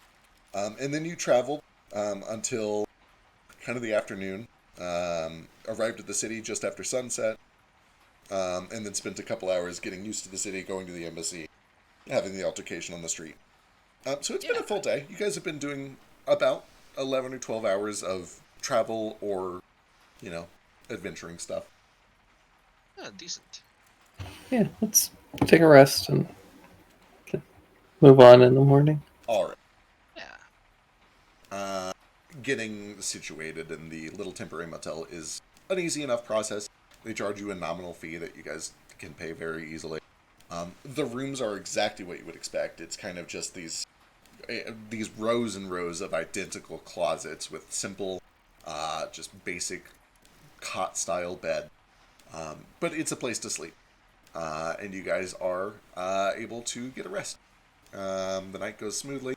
You do notice that, like, an hour after you settle in, the clock tower strikes 9, and then right on the 9th bell, the sky changes from sunset to just, like, dark night sky in the blink of an eye. And then likewise, in the morning, when it strikes 6 a.m., it goes straight from being perfectly dark to kind of this brilliant pink sunrise in the blink of an eye. And you guys are able to meet back up, grab some of Nordo's cooking, grab yourself a short rest. Short rest. Oh, the new day's not working. Shit, I'll go fix it.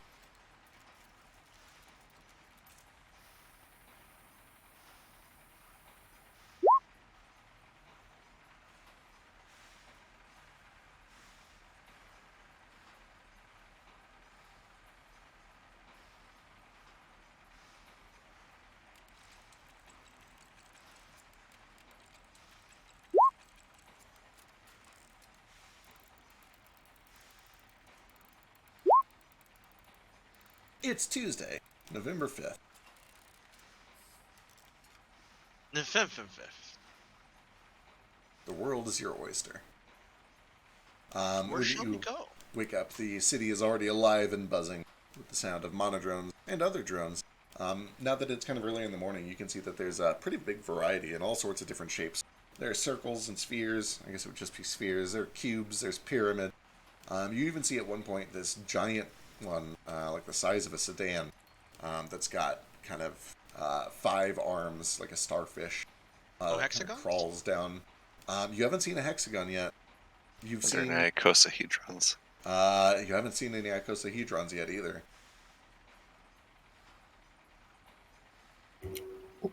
Oh, let's head back to the turtles. All right, you set off on your journey. You've already followed this river once. It was pretty easy to do the first time. It's easy to do it the second time.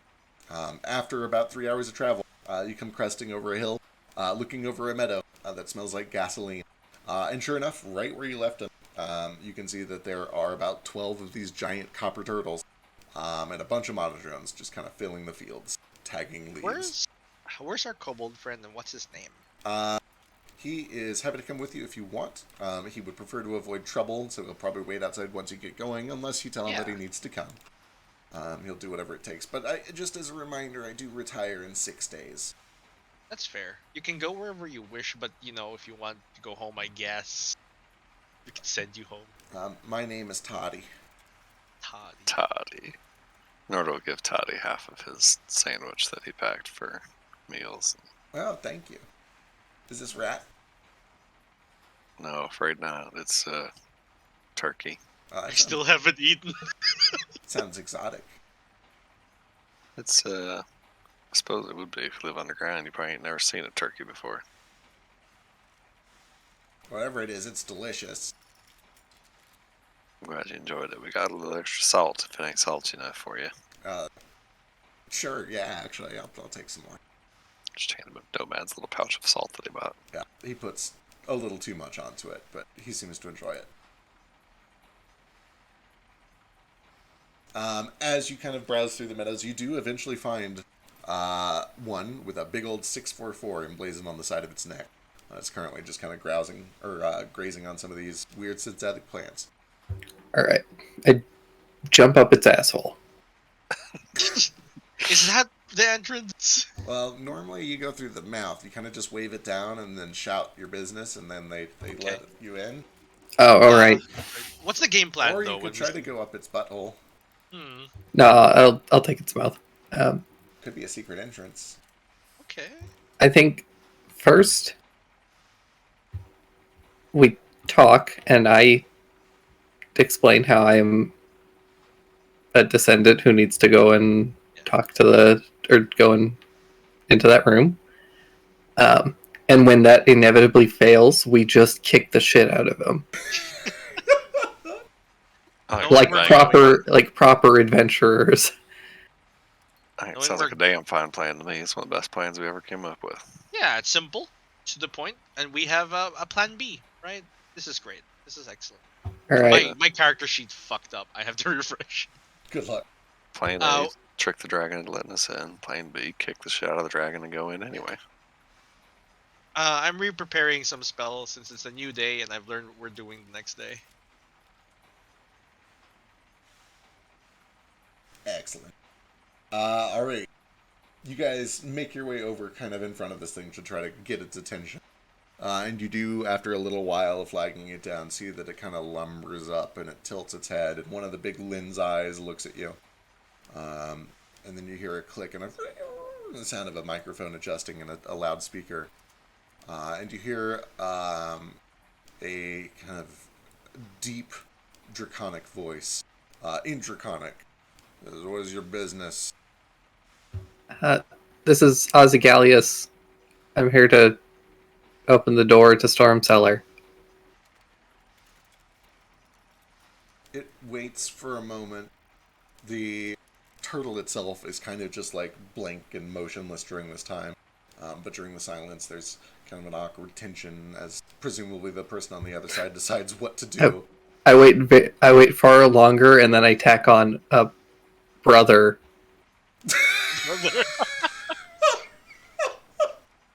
Give me a deception check. I'll help him. Also, how do you help him? With magic. I probably change his voice. It doesn't help. It doesn't help, Gale. It's only a 12. Oh, I got guidance. That's a 10. Yeah, you got a D6 from, I'm sorry, a D4 from your union, too. That one, too. And a D4. Okay, so 17. 11. So 17 with Nomad. Yeah. It's not bad. Oh my god, okay. And then I'll flash. Oh my god, yes! That's, what, 23 now? Yeah. Ooh, okay, that's reasonable. We'll come back from this. We'll find a way. We are level 20 now. Level 20. Natural 2s turn into 20-something. You rolled a 2. God damn, you did roll a 2. Yeah, I sure did.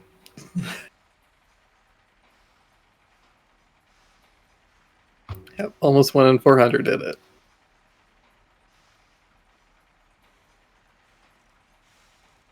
Son of a bitch.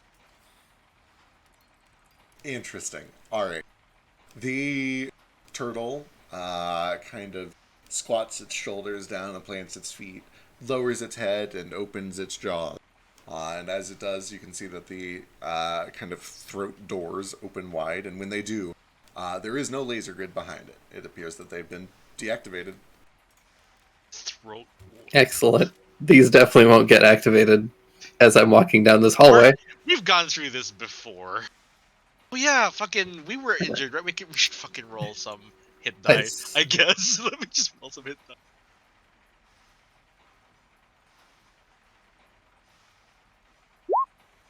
I don't remember if, like, or those meals add anything to them or something. You get to add a free +1 for each hit die you roll. Oh, that's nice. So that's 12 already.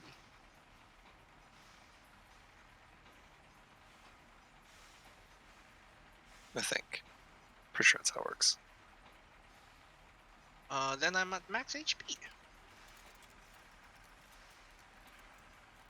One hit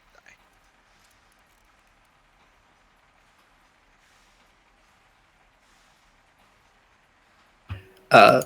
But yeah, I'm gonna walk in. I'm gonna be holding the stillborn staff. Excellent. Good to know. All right. As you walk in, the conveyor belt does kind of gently whir to life until you guys get about halfway down, and then it slows down pretty much right at one of these side doors.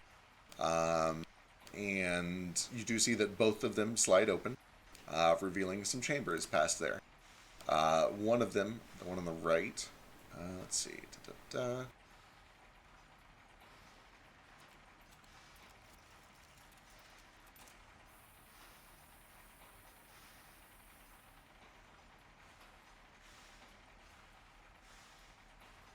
Has a whole bunch of monodrones that are just kind of going about what appears to be meaningless business, although it certainly seems that they're keeping themselves busy with something. Twisting knobs, pulling levers, dusting surfaces, tightening bolts. You do see that there are 4 doors in here total. One in the back is kind of a metal door. 3 on the right have numbers over them in Celestial, 4, 5, and 6 from top to bottom. And then the door on the left opens up into a very similar room.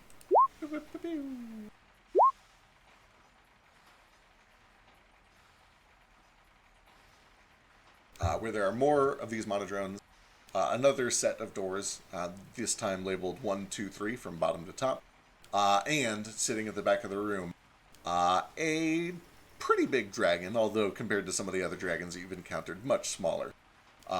Dark black scales with just a tint of this kind of oily green behind them, and just littered with still stones that have been implanted into its body.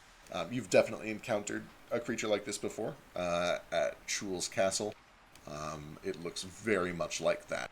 It has just been kind of hideously deformed by the implant of these magical stones. Alright.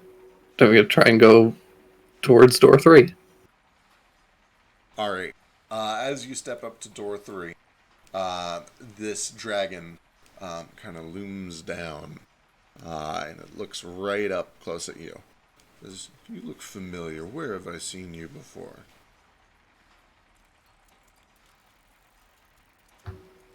I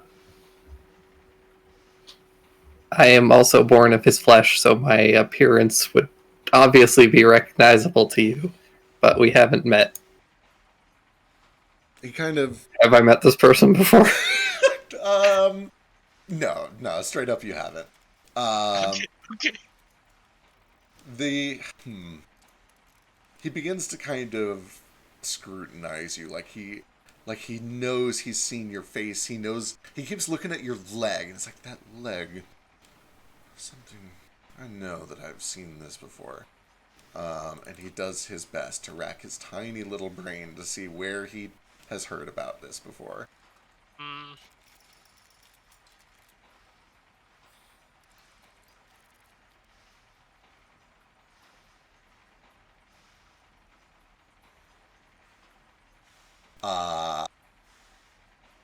Eventually, he kind of sits back up straight, and he looks over towards the door behind him, And he gives a bit of a nod. And then he says something. Oh, fuck, he would say it in Celestial, not knowing that you guys speak Celestial. This is such a shame. He mentions something in Celestial. And although Gale doesn't immediately understand it, those of you that understand Celestial would know that he says, Plan B, on my count. Okay, I send it to Gale's mind. It says Plan B on this count. What is Plan B? I also say Plan B on my count. I relay. There's a clack and a latch and a big metal thunk as the middle door here opens up. And he looks down to you in Draconic and says, we had to move it into here. There was a security alert. We only keep the decoy in 3 these days. And this door opens up. Inside, you can see that there are a couple of just very basic shelves. There is a pile of gold. Some of it in gold, some of it in gemstone, some of it in platinum. There's a veritable fortune inside of this room. And you do see that sitting on one of the shelves is a very elegantly trimmed wooden chest. I'm too big to fit in myself, but it should be in that chest. Go on. Inside checks? I have 0 wisdom. I go in. As soon as... Oh, yeah, go ahead. I will. I'll make it inside check. I can't understand anything he's saying. Hey, oh yeah, Flick, do you? Oh yeah, lying. Oh, yeah, no, he's fucking lying through his teeth. Do you? Okay. Know? Assuming Flick telepathically communicates Yep. that fact, I'll put a Yeah. hand on Gale's shoulder. Just be like, hold on, little dragon. Oh yeah, Gale. Flick, you also have true seeing. What do you see in there? Yeah, I do have true sight. With True Seeing, you see a big old pile of gold and a nicely trimmed wooden chest on a shelf. That sounds great, actually. It all looks alright, but he's lying about what it's in there. Okay. Something wrong? Who are your friends, by the way? We don't normally bring other people down here for this sort of business.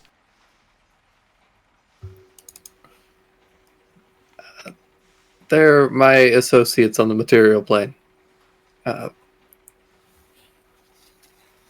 This pathetic creature can contain my form, so I need to borrow this kobold appearance.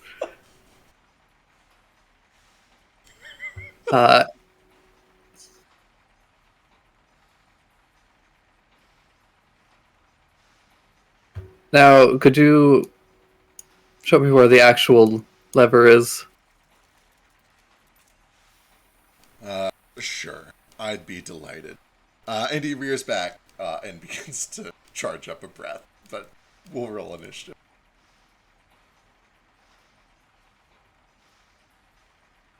No, don't pull up the tracker. He's doing it. It's Plan B time. Well, we had ours first. We're gonna kill you if you do this. For what it's worth, it looks like he kind of understands that the jig is up and is like getting ready to attack you. There. Here, let me cast. Bye-bye. This was today's daily preparations. Excellent. You guys can throw yourself wherever you want to be within that room or just out in the hallway within reason. Sit right behind Gale, wherever he's at. Ooh. I was rolled automatically. Don't forget the D8. Gale. And a D4 for everybody else. Yeah. And also D4 for Gale, too.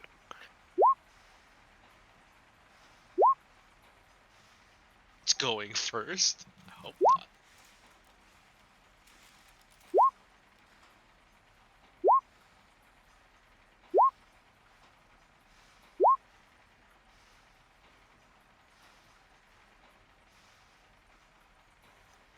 This is a small... Oh wait, there's the big room. Okay.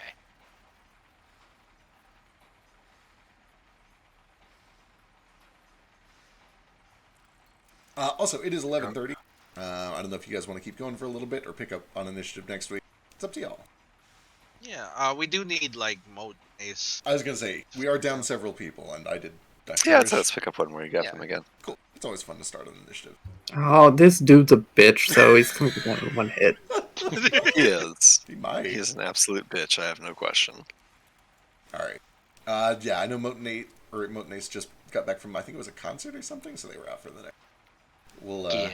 bring it back in for that next time. Yeah, they went to see Marina and the Diamonds. Ooh, fun. Who are those? Is that like Gem? It's the Crystal Gem. Sure. Yeah. God. Gem! Gem! This is a different turtle than the previous turtle, right? Or do we go back into the same turtle? It is a different turtle. You guys, Okay. I So presumably the lasers are Close enough.